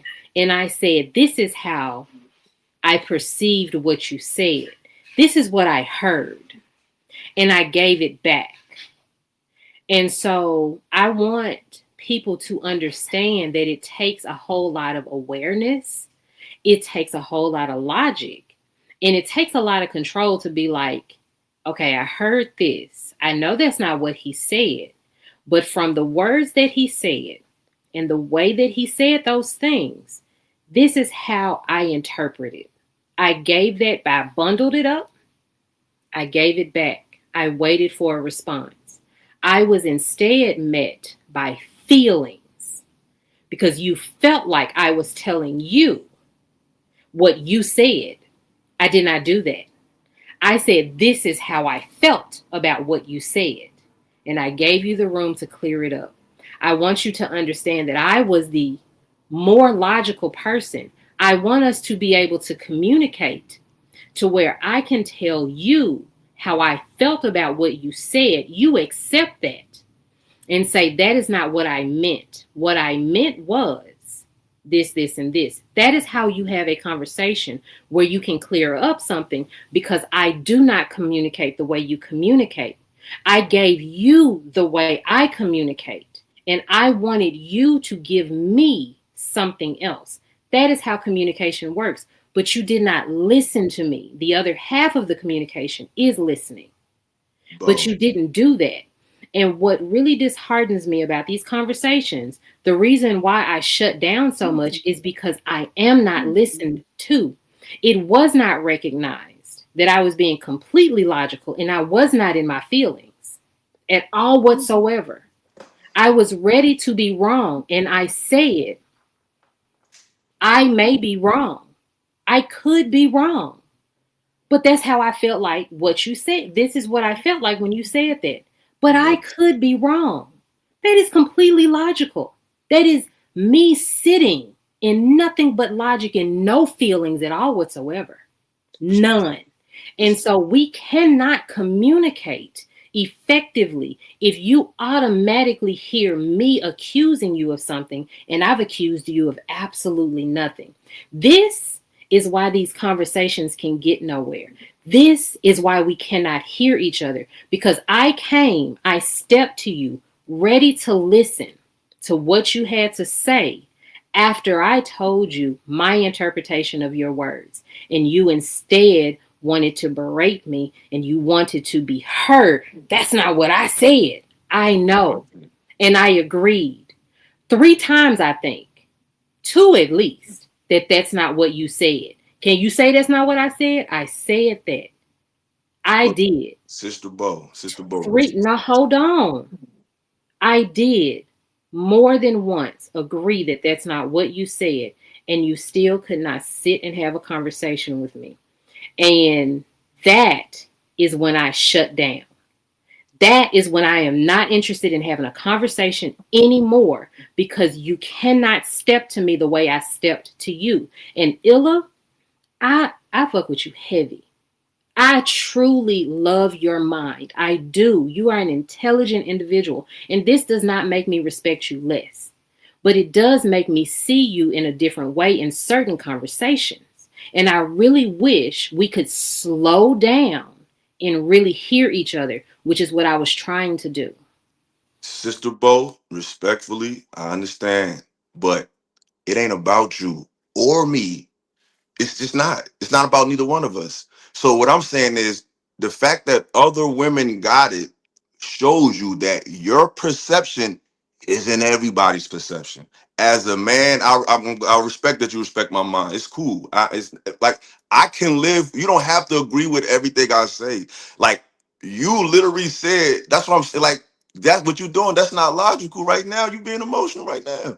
It's like you literally said I heard you say it and I never said that. Like we can't keep telling, like I can't expect a woman to hear how men hear and women can't expect men to hear how we hear. But if I'm just using regular just terms like A, B, C, D, E, F, G, and you hear something else, like we don't always have to. It's like you want us to coddle your perspective sometimes. Now I can understand maybe my voice got loud. Maybe I apologize for that. Maybe I may have over talked you a little bit. I apologize for that. But you literally just remixed what I said. You said my mind heard something else. It's like you don't speak for everybody. You sometimes, bro, you make statements as if most women feel how you feel. And they may or they may not. Just like most men may not see things how I can see it. The difference between me and you is I can live without people. I can sleep good at night with a woman or a man saying, I didn't understand you. It ain't for you to understand because there's 8, 10 people on the panel. Ty got what I was saying. Kiana got what I was saying. So obviously it's not something that's all across the board that women don't get. Some things you as an individually just didn't get. As an individual just didn't get. But I didn't berate you. You just told me something that I never said. You put words in my mouth that I never used. Before y'all go into a meta conversation, keep this. No. That's it. That's all. I'm done. Yeah. Because the only thing that y'all saying is she just wanted to be heard and she We wanted you to heard her. understand. Right. You That's did it. it. Okay. We Now, just didn't agree with you. You didn't Not hear agreeing me. with you don't mean we didn't hear you, sweetheart. What you just said proved Who that is you did we? not hear a thing that I just said. I'm not even talking. You heard nothing. Just because every other woman on this panel got what you were saying and I didn't doesn't mean anything. It don't, means, Bo, but hold you make on, it seem it like what you means, say means everything too. Like you speak for means most women and that you don't, Bo. you and I are sitting here having a conversation. It is about you and me in that moment. That is literally what it is about. In the broader context of the conversation, it is not about you and me. But in that moment, it was literally about I heard something different. And I came to you and I said, this is what I heard. I ain't say nothing about these Bo, other women on Bo, this that's panel. a soft I spot don't for you, Bo. like I Bo, be that's letting a you soft talk. spot for And you, I Bo. don't interrupt. I don't do none of that. But some kind of way when I am speaking, when anyone is speaking, they can never finish. I don't do that to you. I want the same respect. Now, here is the thing. It was about me in that situation. I didn't make it about anyone else. I came to you in a conversation from something that you said, about something that you feel. You were talking. So it was about me and you. And you could not simply just have the conversation. You keep telling me that I'm in my feelings. The reason why I keep cutting my camera off is because I don't want nobody to try to get a screenshot of these faces I'm making because you are not listening to what I'm saying. The reason why I do not want to talk after I say something and you misunderstand what I say, and the reason why I do not want to talk to you all any further is because you refuse to listen to the words that I'm saying. I never said you said anything. I said I heard this from what you said. So let's leave it at that. We cannot agree. You do not hear the words that I am saying. So I heard you. I just don't agree with you. no. Let's just agree that you don't know what I'm saying and I don't know what you're saying. And we're just gonna leave this whole situation alone. My purpose is that you all need to learn to listen. Mm-hmm. I want to point out one thing, Ella, that I have noticed. Just one thing, right? And you can take it or leave it, whatever. Can I just say my last words real quick, Ty? Wait, hold on. You don't listen, right? You're quick to respond, but not quick to listen all the way through to everything that, in this case, Bo is saying to you. Even your response, pick and chose what you wanted to respond to. You don't listen to the full thing that someone is saying. You distract. You so ready to speak and to come back and to say what you want to say that you're not taking in what the person is saying. And You the talking only to way me? to have a constructive, yeah, I said specifically you. I said I'm talking to you clearly, right? Because you're not listening. You just proved my point. That's just so funny. You No, just because proved my point no, that you I'm don't listening, but I'm listen. just trying to be clear because I do be hearing what y'all saying. I just don't agree with it. You don't have to agree, but in order for us to have a conducive conversation, right? One person has to be able to speak, and whether or not you fully agree with it, you should listen, and then you can respond. Once they are done with the full thing, let it marinate for a second. You are so ready to say something back, even when she was just speaking before you, like, you don't even mute yourself. Because as soon as a thought comes, you want to say it. Just like you want to say something just then as I'm still talking. That's all I want to say. That's all I want to land All there. right. Okay. Cool. Okay. And I'm definitely gonna respond because I'm cool. I'll be the Can I bad just say guy. my last I'm word real I'm quick? mostly always coming from perspective that most people don't have. So it's easy to be the target because I'm not soft and I'm not gonna just let y'all say whatever the fuck y'all want to say about me. So I'm gonna respond. But I wasn't even talking. You was talking about something and she came and brought it back to me. So now, since I've been interjected back in the conversation, I'm going to interject back in the conversation. When she started her response, it's, I heard you say something I never said. I'm sorry, I'm not these other dudes on these panels. You're not going to take my words and remix it in front of the whole world when I didn't say that shit. And if I got an issue with what you saying, that's my problem. But all that, I don't let people talk, and I don't let people just say whatever they want to say to me. Because I'll be letting y'all land y'all plane. And a lot of times, you don't be making the points you think y'all be making, but a lot of these guys, they care so much about how y'all feel about their response or what the chat say. Illa don't care. Like, I'm really like this in real life. So when I make my point, it'll be very clear. And if I don't agree with you, I just don't agree with you. But a lot of y'all just get in your feelings and y'all interject on. I see y'all over talk men on this shit all the time. But since I'm not going, you got to put me on the Summer Jam screen and say, oh, you don't hear. Y'all hear y'all very clear. I just don't agree with what y'all be saying. And I'm going to stand on that. And I'll be the bad guy. Can I All just right. Pretty intellectual. Go ahead. Thank you so much. Well, thank y'all for having me again. As my last words, I stand by my original position, and I'd also like to add an extra caveat. If it wasn't for feminism, none of the women on this panel would even be allowed to be on a phone at 11:56 Eastern time. Your husbands would have been whipping you and putting you back in the bed.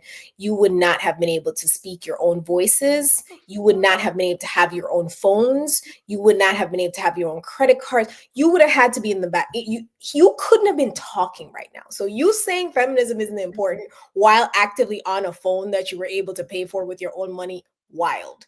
For the men, all being Black men here, the reason why your mother was able to support the household, in a lot of situations, there's a few men who were raised by single mothers, was also because of feminism.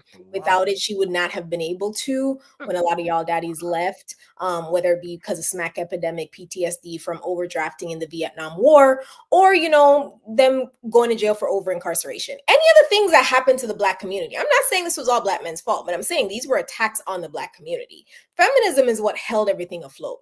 So I would just like to say, let's all just round of applause for feminism, because that's why we're all here today. Bo, you agree with that misandrist?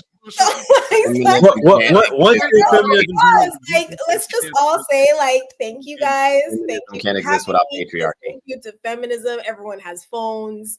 Have a good night. Bo, you agree with that misandrist bullshit? You're literally thanking patriarchy for giving you physical. Good luck. I just have to ask real quick, since we got her up there before she try to run. Bo, you agree with that misandrist bullshit she just said? What? I did agree with some of that. I did. We gonna deal with Bo after Pretty Y'all Go. triangulate her. Good night, y'all. We're gonna deal with Bo. We love Bo. There was something that I was like, yeah. So she thanked patriarchy for giving her feminism. Yeah. Again, it's not about feminism. It's about humanity. So understood. I will say that I agree with you, but I don't ever agree with Pretty Intellectual when it comes to speaking up for Black people, because we're not the same type of Black people, and we don't come from the same struggle, and we don't have the same background. So to me, she got off the panel before I could land on that. So for me, it would make sense why she feels the way she feel, because in her household and where she come from, the men normally be the one doing the cooking. So we just don't have, the same ideologies, and we don't come from the same thing. Like, she mentioned a lot of things that affect the Black community. I was a little offended, and I was going to tell her that, because you're talking about things that systematically affect Black Americans. It don't affect your people. That the things that you mentioned that just happened, and the conversations that you said, that don't affect nobody over there in Jamaica. That only affects Black Americans. So it'd be kind of hard for me to hear her point of view when it comes to certain things, because we just come from two different communities, and we're not really fighting the fight. I agree with True when she throws out a lot of things that don't really stand. Like, we'll be talking about feminism, and she'll start talking about men killing women, unaliving women at a rate, and we'll be like, well, who in the Black community that's doing this? And she'll be like, oh, I'm talking about globally. We are literally talking about things that impact the Black community today, like the people that are in our immediate community that we can change. We're not, I don't look at things on a global scale. So to me, even her statistics are unrealistic and somewhat fabricated. I think that she spends a lot of time talking about feminism, when in reality, that doesn't, nothing that she said today helps. Nothing that she said today holds any weight whatsoever. You're just literally up here tether babbling. And so I can't really take in none of the things that she really says. Yes, some of her points, they might hit home, like, oh yeah, that's true. Just like a lot of things that we hear on social media. But, and to bring things full circle, like I said, none of the things that she talked about really impact or even help the Black community anyway. You're just really up here talking in circles and trying to bash men. That's what I got from it. Anything that I can say that can bring the Black men down, but because we come from different cultures and we respect our men in our culture, and we all about, what I'm saying, this, I just think that our ideologies are a little different. And I think that it comes across, in my opinion, as her being disingenuous, because a lot of things that she say aren't based on statistical data or any facts. She's just throwing out things, for clickbait. I just hate that, and this is what this is I mean, why. she was speaking Like, for feminism, was she not? So again, like I hold on real said, that quick. ideology, it's very like femininity centered, woman centered. And we have to forget, we're not the only people on the planet. There's men and women on this planet. And if we're going to have something benefit, we have to take in consideration men and women, not just men, not just women. It doesn't make any sense to do it that way when we have to work together.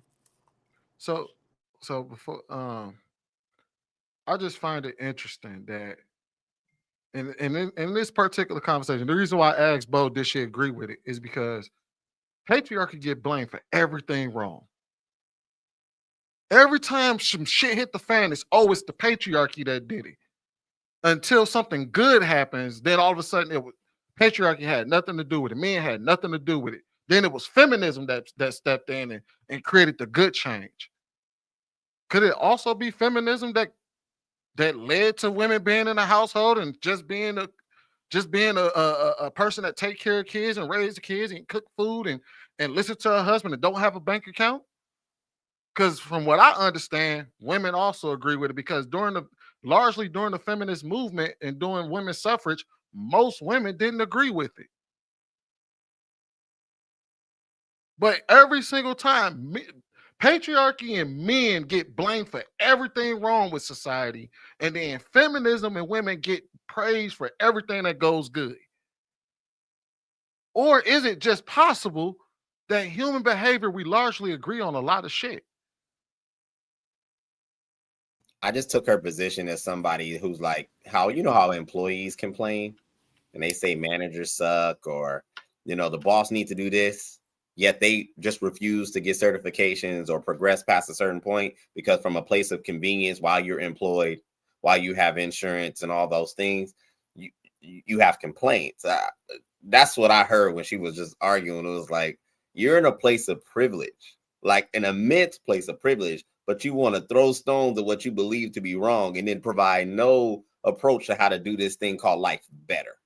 I want to be like Please edify me. Which Please. also further proves, I think Illa's point when he said that men are the natural leaders, because at every turn, men have to bear the brunt of all the responsibility, whether good, bad, well, mostly bad or indifferent.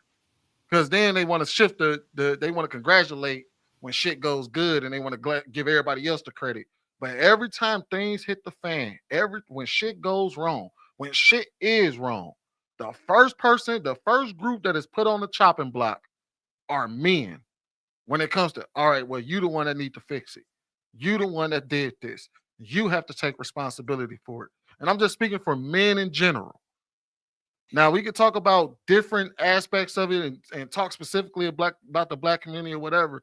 But the reality is, when you look at it globally, men bear the brunt of all the responsibility every single time shit hits the fan.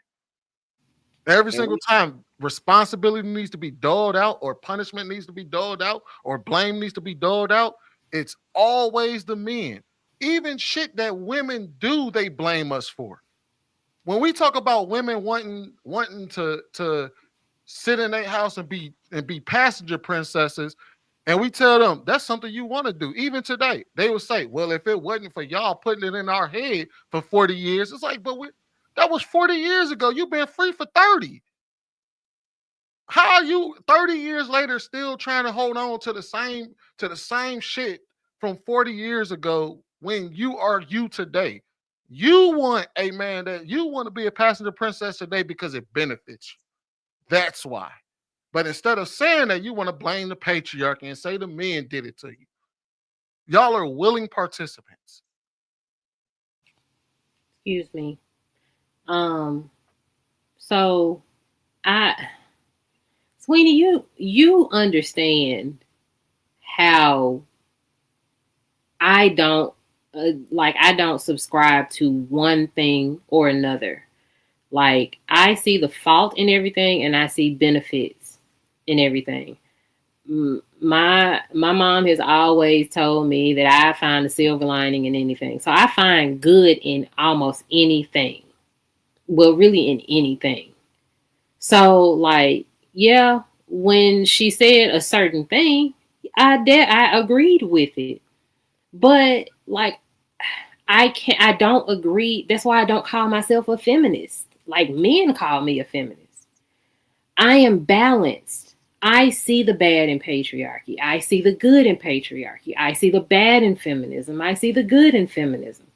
You know as well as anybody on this panel how balanced my thinking is.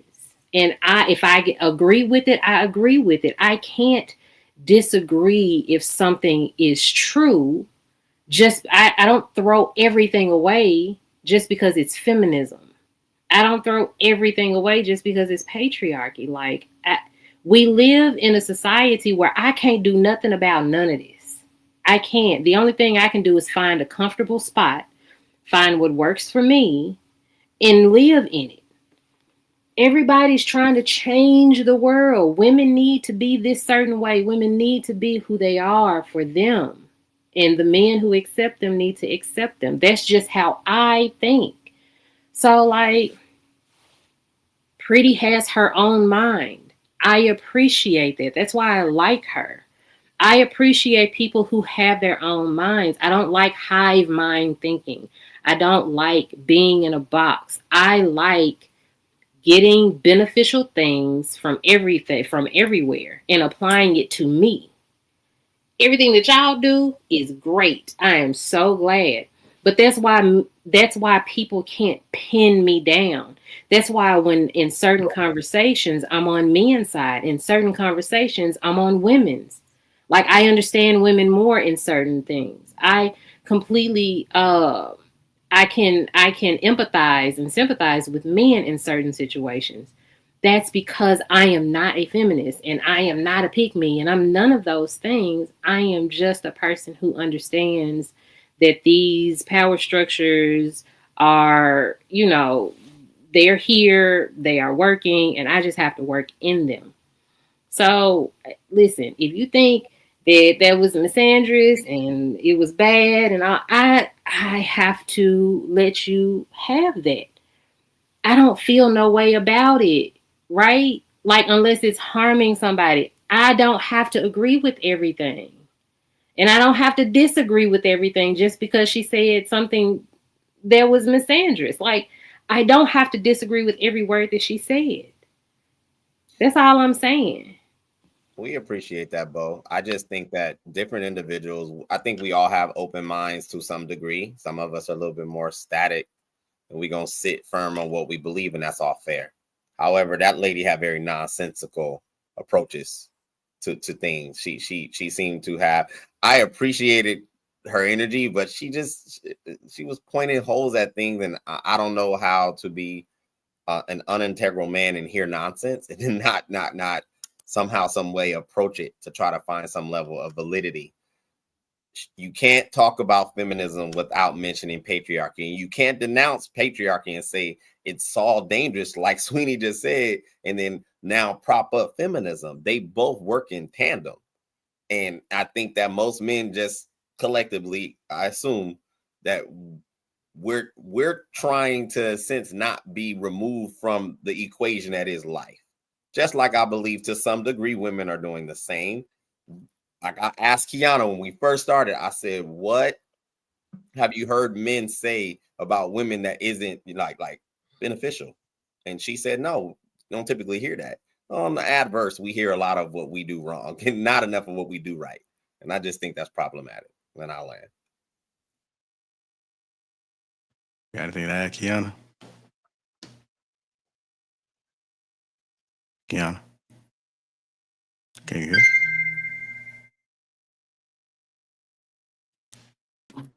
I'm here. I simply think it's a matter of people obsessing over social media. If you listen to social media, you'll view it through a lens where you hate the. I simply think it's. Oh, hold on. Let me turn off because sometimes I can't hear people's mics. But if you obsess over social media, you're going to view the world in a way that's not beneficial to looking at it in a healthy manner. Because, like I said, they're going to push the negative on us more than they are the good. And if you think that on a daily basis, everyone is just complaining about each other, can't stand each other, hates each other, because that's what you see on social media, then maybe, you should get more in touch with the people around you to get a better grip on what's actually happening. I don't think all married couples hate being married. I don't think all relationships are doomed and that dating culture is all bad, because there's people out there still doing it. So it must be something that's real. Is it difficult? Yeah, I'm sure finding your person could be difficult, but that doesn't necessarily mean that all men are bad or all women are bad. And like I said, it's about humanity, not masculine or feminine. I'm sticking to it. You can take your feminism and shove it wherever you want. It's about both of us because we need both of us. So, And I did want to add, because I didn't get to answer the the actual point of the show about red pill versus feminism. Um, I don't believe red pill is the male version of feminism. I think the manosphere is the male's version of feminism, where the overarching point of the manosphere is that men felt like they aren't being heard, and they're fighting for things that they may want to go right in society or whatever. And then you have the red pill, which is just a subset group of the manosphere, which has its own beliefs, which is, what I mean, if you know what the red pill is, you'll know. And then there's a toxic subset of the red pill community. I don't know what the red pill version of feminism is. I don't think we ever coined the term for it, but I believe that exists, and then there's a toxic version of that. I do believe that both of them started. I think the manosphere and feminism started in with their intentions in the right place and what they were trying to fight for. And then we have toxic subsets of both of those groups. That's why oftentimes when people like to talk about the red pill, and they want to point fingers at the red pill, I'm like, but y'all, I'm like, if you just go on the internet, yes, the red pill largely exists on Twitter and on YouTube. But if you go on TikTok and Threads, you will see that the other side of that coin of women being just as toxic as the red pill people y'all claim to be toxic today. And so it's two sides. They're both two sides of the same coin. there's your version of it where everybody's heart is in the right place, and then you have a toxic aspect of it. And it exists not only in the red pill community, but it also exists in the feminist community. And all, like I said, all you got to do is go on TikTok and go on Instagram and Threads, and you will see it in spades. All right.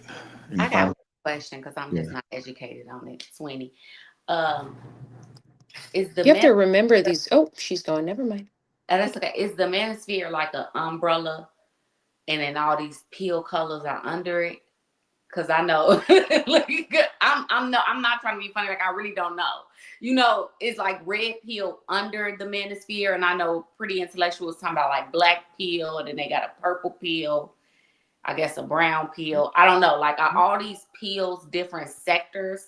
Not really, because manosphere is basically just simply a space for men to be able to come together To and just communicate. That's what I thought communicate. initially when I got introduced. And then red pill is not necessarily a subset group of the manosphere. It just so happened to be attached because men coined the term. Okay. Off of the Matrix, Right. we kind of coined the term for it, which essentially is the truth.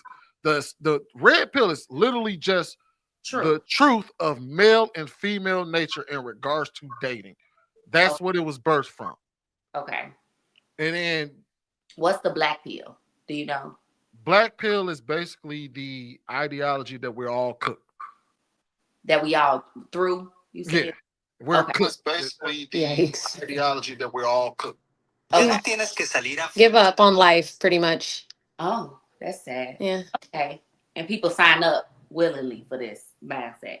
It's not necessarily that they sign up for it, but if you look at the progression of people of certain, I think Emoy got the permission slips. Okay. But yeah, if you look at the progression of people, right, and you actually, because there's a black pill version of women. Like, if I can give you an example, black pill is essentially, like, I guess you can call it Princella before her incident with another woman on the internet. That is the female version of black pill. Cynthia G. Who is Cynthia G? Cynthia G. Cynthia G would be an example. Person? Sprinkle is more. Who is Princella? I've never heard that name. That's what I said. I don't know. Shit. God damn. And you can tell we're not immersed in that. You gotta understand. Some people don't. Her name's Princella the Queen Maker, and she's like a stud who teaches women. Oh, I know who you're talking about. I've never heard of this person. I'm so out of the gotta loop. understand. We different women. We don't be knowing these people. But you know what? Now that they said the stud woman, I do know. She's a stud. What does she do? She's always talking. I've always seen her a part of the manosphere, and she's always talking to women and like men and saying like, you know, she talked down to men kind of, but then also down to women. Like, women need to learn their role. It's very. She's very masculine. She talks down to women majoritarily, and teaches women how to function with men. With men, right? But she's not with a man. No, she's not. No, because she thinks she's a stud, that she thinks like a man, so she can teach women how to be with men, but she's not with men. But mental illness. She was married. No. That wasn't Princella. It's out there. Princella is talking is saying that way now because she's more black pilled now. Before she was I don't even know. I guess you could call it like a lady on this panel tonight. I wouldn't even say she was that. I can't necessarily say she was black pilled because she was still for women in a way. Like, her whole ideology was literally separate men and women from each other. Like, she felt like that was her ideology, is that women need to go get their own island over here, and the only thing men are good for is creating a baby and going to go build something over there, get the fuck away from us. She was the one that said men can never really love. Like, they're incapable so of love. She was kind of like black pill towards men, but but the definition of black pill would be kind of what she is now. Well, she basically saying all y'all are cooked. Like there's no coming back. There's no hope for humanity. The women are trash. The men are trash. Go ahead and pack this shit up. That's what black pill essentially is. Okay. And chat, correct me if I'm getting this wrong. Okay. Well, I'm sorry we went on this tangent, And but then it's pink very pill is educational because I didn't know any of this. Really. yeah. Then pink pill would be more like what's that lady name? The lady that the sprinkle lady. Sprinkle woman. Yeah. And I then don't really watch her either. I only see clips of her from other people, like them talking about her. Shira? Shira 7. Shira 7. Ah. And she's like an older woman that promotes women to only date men with money and to like yeah. date So them. yeah, she's pink pill. Okay. Ooh. And then blue That's a lot pill of is pills. basically you want to be lied to, and then red pill is the truth. I've never seen her either. What do you have to do to get these people in your algorithm? Because baby, you don't want it. I really be I don't on want it. TPA all day, so I don't. These people do not pop up in my algorithm. My Guys. algorithm. They be don't. about They don't. I'm If you sorry. don't- And Do you follow the shade room? yeah, no, I don't follow the shade. I don't follow the You shade. follow? I used to follow. I didn't follow all blogs like 2 years ago or something. I don't really follow. All right, so this ain't old. I mean, this ain't new. This ain't just happened in the last year. So if you was following 2 years ago, you were seeing all that toxic relationship bullshit 2 years ago. This is especially if you follow the shade room. What's the other blog post? What the fuck is the name? Lipstick Alley, Gossip, Yeah, Worldstar Hip Hop, and if you follow any of that, you saw all of this because they are largely platforms that are dominantly followed by women. I don't know. I never seen no sprinkle or whoever the other person. Lipstick Alley. So I don't know. Like I said, maybe I scroll past those things, because I don't give a shit, to be honest. Like I'm one of those people that have never ever watched the episode of the Kardashians. Like I've never seen that show. Never. You know what I mean? So it's like I think that certain people people get on social media and like JR said, y'all think that we have access to the same information and we don't. My daughter knows. She told me what 6, 7 was. Like I don't know these things, Jesus. Okay? I just learned what that was. I don't know. Okay. What is it? 6, 7, where the kids do this. Yeah. What is it? I learned last week. I knew nothing about it. I find it absolutely tripped out. I find it absolutely tripped out that y'all know about Passport Bros. Y'all know about goddamn Manosphere. Y'all know about Red Pill, but y'all ain't never heard of Pink Pill. Cynthia G. I've heard of Pink Pill. I just didn't know what it was. My question to her is why. Today, y'all just told me what Pink Pill was. I didn't even know there were pills besides red. I thought red was the only one. Okay, so y'all are pursuing women for everything you're pursuing her for is because you need something from her. It doesn't matter if it's ego stroking, sex, family, baby, all that stuff. The only reason why we are even having this conversation is because the elites flip nature on his head and put all the resources into male control, forcing women into what you call hypergamy, which is not a natural state for a woman. That is actually a response to stimuli. Okay, so hypergamy is a response to this artificial creation that has happened. So since women are nature's resources, when women have resources, they don't need men. Men typically need women to be destitute, okay, and broke and dumb in order to get their hands on them. So when women don't need that, they have no business allowing a man who has not developed himself, who actually needs her, to make it easy for him, to give him a place to stay, to give him sex, to give him all of these rewards that he should be earning. These women should not be dealing with those males. And I disagree. I disagree because of course you do. Because of the fact that if to men has been to male hands, right? Mm-hmm. That man dominant. When shit needs to vibe, shaking your ass, okay? Chantel, stop. Shouldn't they? Look, he just. Sweeney, I was gonna say the only reason I was even introduced to her was actually by a man. That's the only reason. That's the lady that we're talking about. That's the woman. That's the woman. I was introduced to her by a man. I was introduced to the manosphere through a man. Like, that's the only reason I even knew what any of this stuff was because of the guy I date. And he was like, look at this video. Like, what you think about this? What you think about that? And so I would start watching it. And I actually got consumed in the manosphere a little bit. I'm not going to lie. It was very interesting to hear the take of men and their perception of women and what they date and stuff. Because, you know, me being in my own little bubble, it's information I didn't know. So for you to say, like, it's so crazy that we know about passport bros. I found out about passport bros through the manosphere. You know what I'm saying? Like, through a man. I wouldn't have known any of this scrolling on my regular algorithm. Okay? We found out about Jesus and motivation over here. That's what we focus on. And you might get a Sheen card and maybe some hair. Period.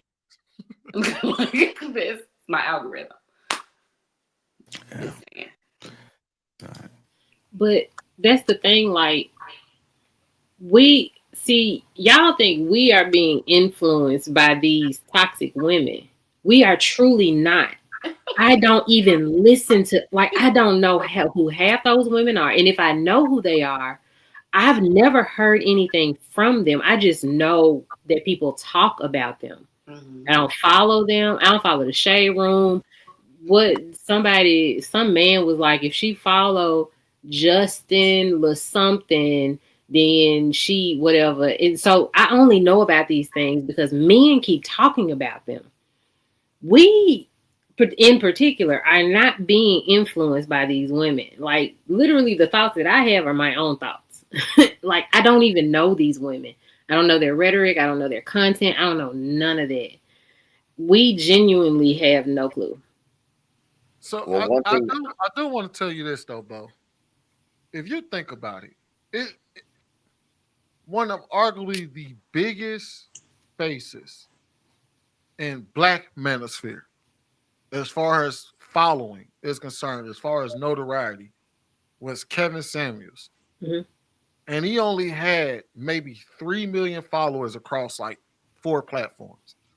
2, actually, my bad, because he largely was on Instagram and largely on YouTube, right? Mm-hmm. Understand when we say things like, if she follows such and such, she's toxic, is because if you go on the Shade Room, it's over 30 million. I don't think it's 30. I think it's like 20 something plus million followers. And largely are women.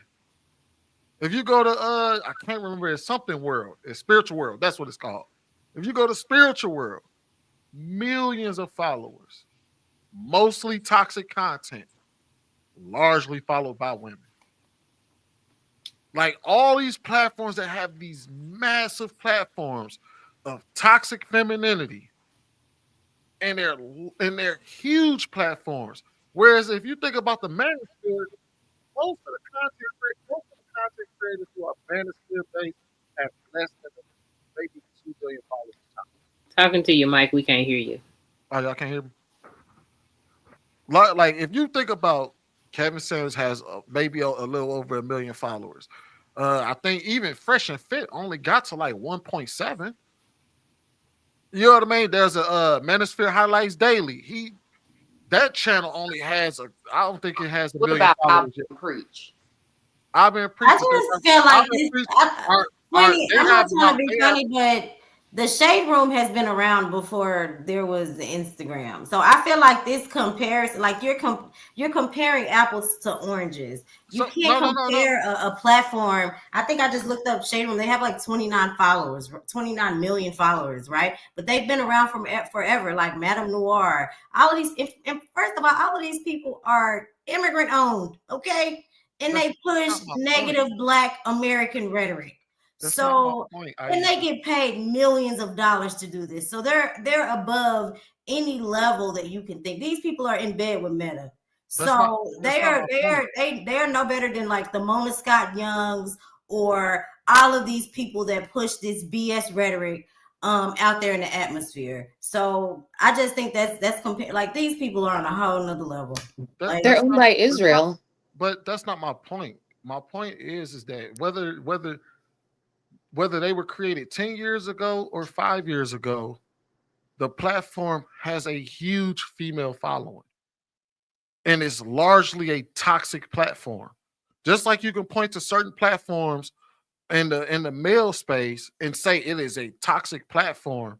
I'm just simply pointing out the vastness of the platform, and it baffles me that I'm like, every time we talk to women up here, they never know about these platforms. I'm like, it's weird because all of the women are like, we don't follow these platforms. I can pull it up. I can pull up any. I don't follow them, but yeah, all of you guys do. So somebody lying. Somebody lying. That's all I'm saying.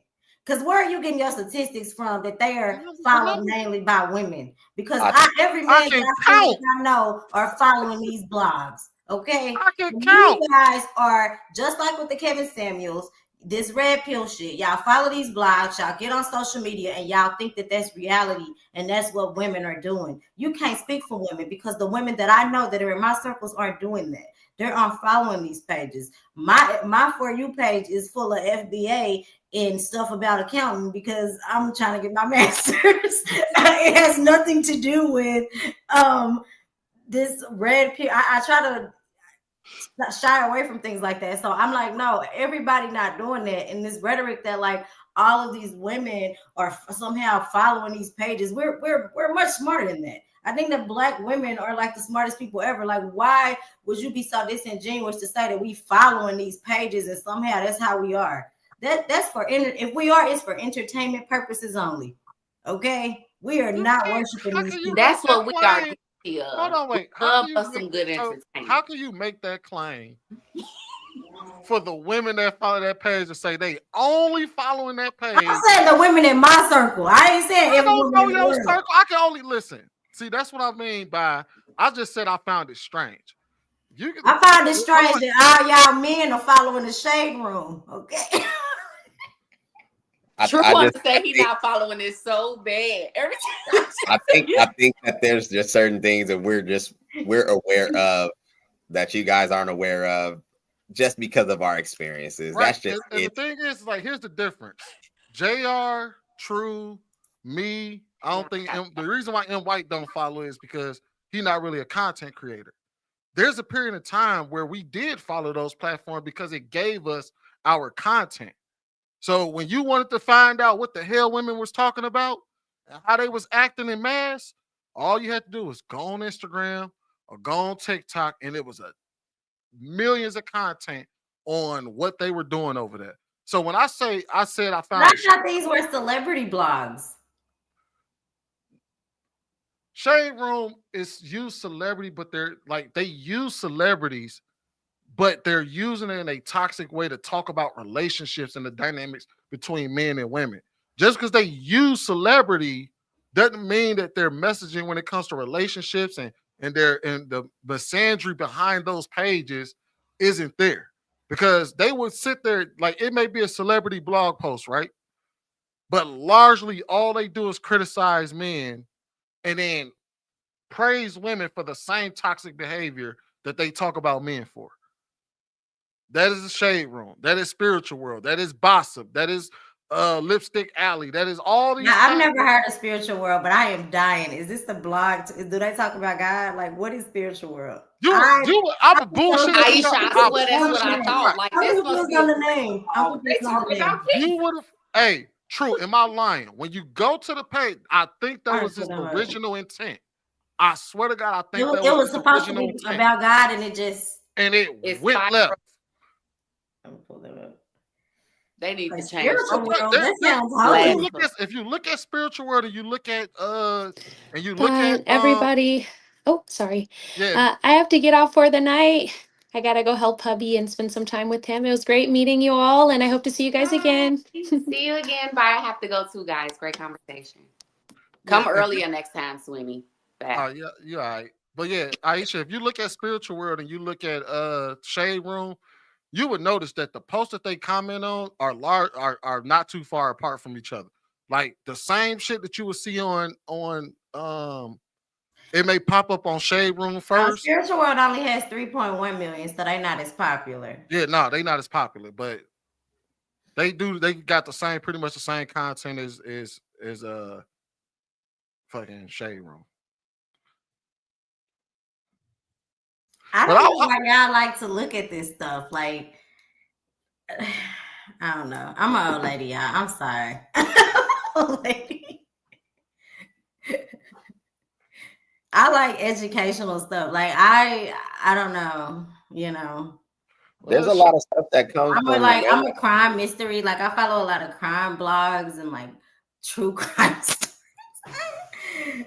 Yeah, my For You page is not. Aisha, half the topics that we talk about on here was probably a screenshot of some shit we saying on Spiritual World. No, I mean he plays. He just download the video and bam, that's what it is. He plays the videos, and sometimes I'll see stuff when I'm scrolling, and I might send it to him if I think it's relevant or if I think it's a funny topic. But like to just spend time looking at, no, I don't find any joy in that. So I don't know. You know, maybe other people do, but I don't. I also don't watch reality TV. Like I said, I'm also a sitcom girl. Like, you know, SVU type. I don't. What sitcoms are you watching right now? So it's not a sitcom, y'all, but what I just got finished watching was the show with the Jason Man about Hawaii, the Hawaiian show that's on Apple TV. So it's the story of Hawaii, like how they came and they invaded and they colonized Hawaii. I can't think of the name. How is that a sitcom? It's a show. It's a show. Let me see what it's called, y'all. Y'all need to watch it. It's really good. Shit. It's really good. You know what a sitcom is, right? No, that is a sitcom. I'm about to That drop ain't no damn sitcom. Being real. Thank you for having me. That is a. That ain't no damn sitcom. What's the guy that plays? Oh, it's called Chief of War. Yeah.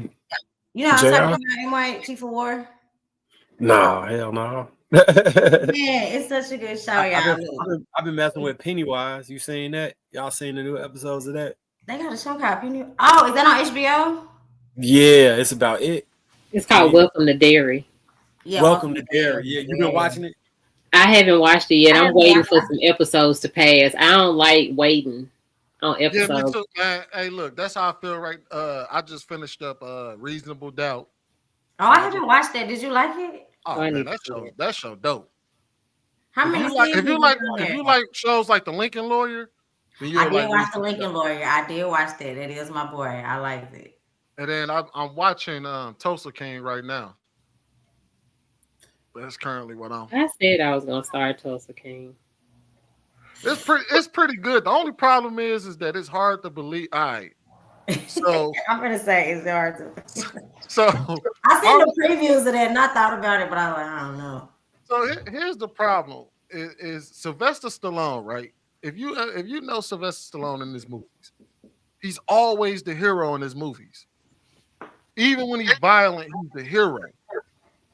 So in this TV show where he's supposed to be a gangster, he still tries to paint himself as a hero in the show, and it's like, nah, any other situation, you'd have blew that dude head off. What is going on right now?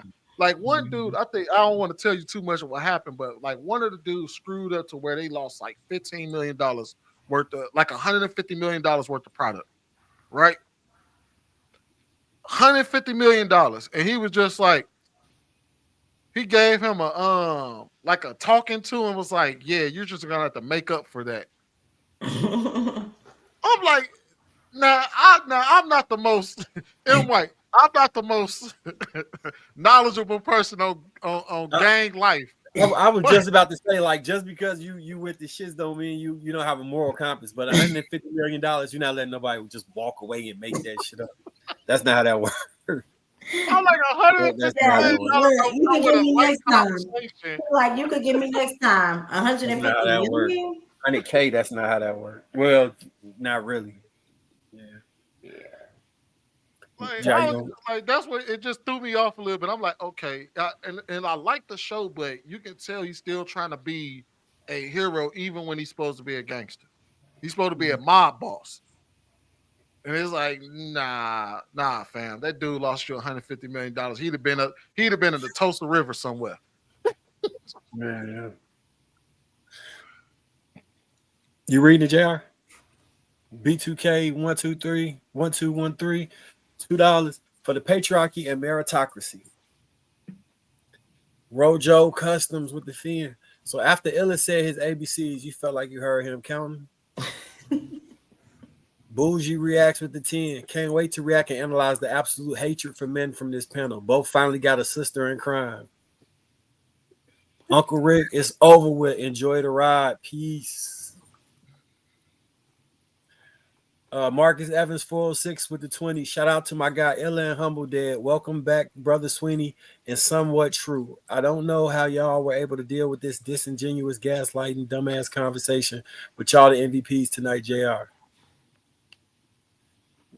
Gotta touch my soul with the $2. Oh my God, I knew she wasn't a Black American.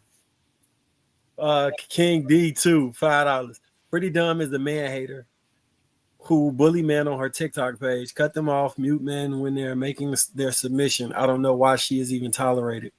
It's good content. Got to touch my soul with $2. Thanks, Aisha. Thank you for the FBA comments. King D's with the fin. Stop tolerating man haters who wouldn't give men the same opportunity to give their submission on their show on TikTok without them bullying or insulting them. Marcus Evans 406 with the 10. Ty saying brother Illa don't listen, and Bo saying she don't interrupt people and she's balanced is one of the funniest and disingenuous I ever heard tonight. Happy belated birthday, JR.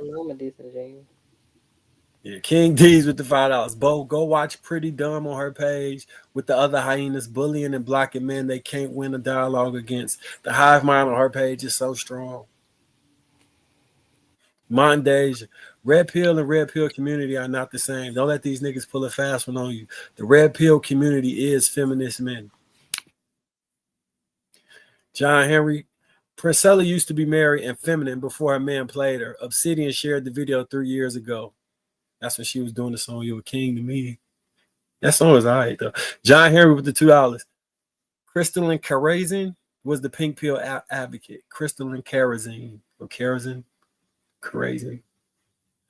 John Henry with the 5. Priscilla was a black female version of Charlie Kirk.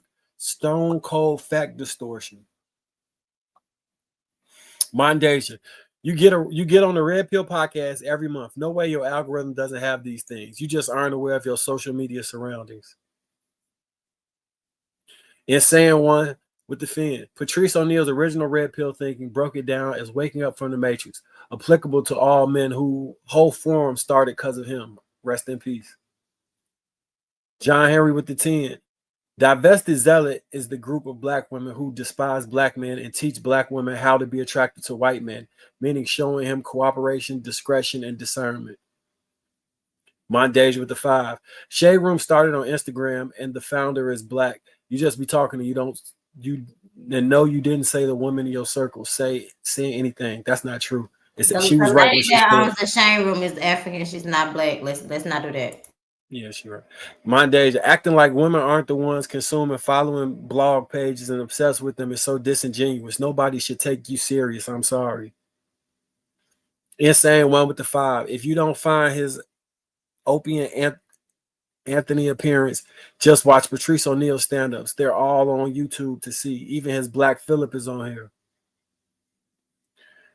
John Henry with the 2. Sitcom means situational comedy, Aisha.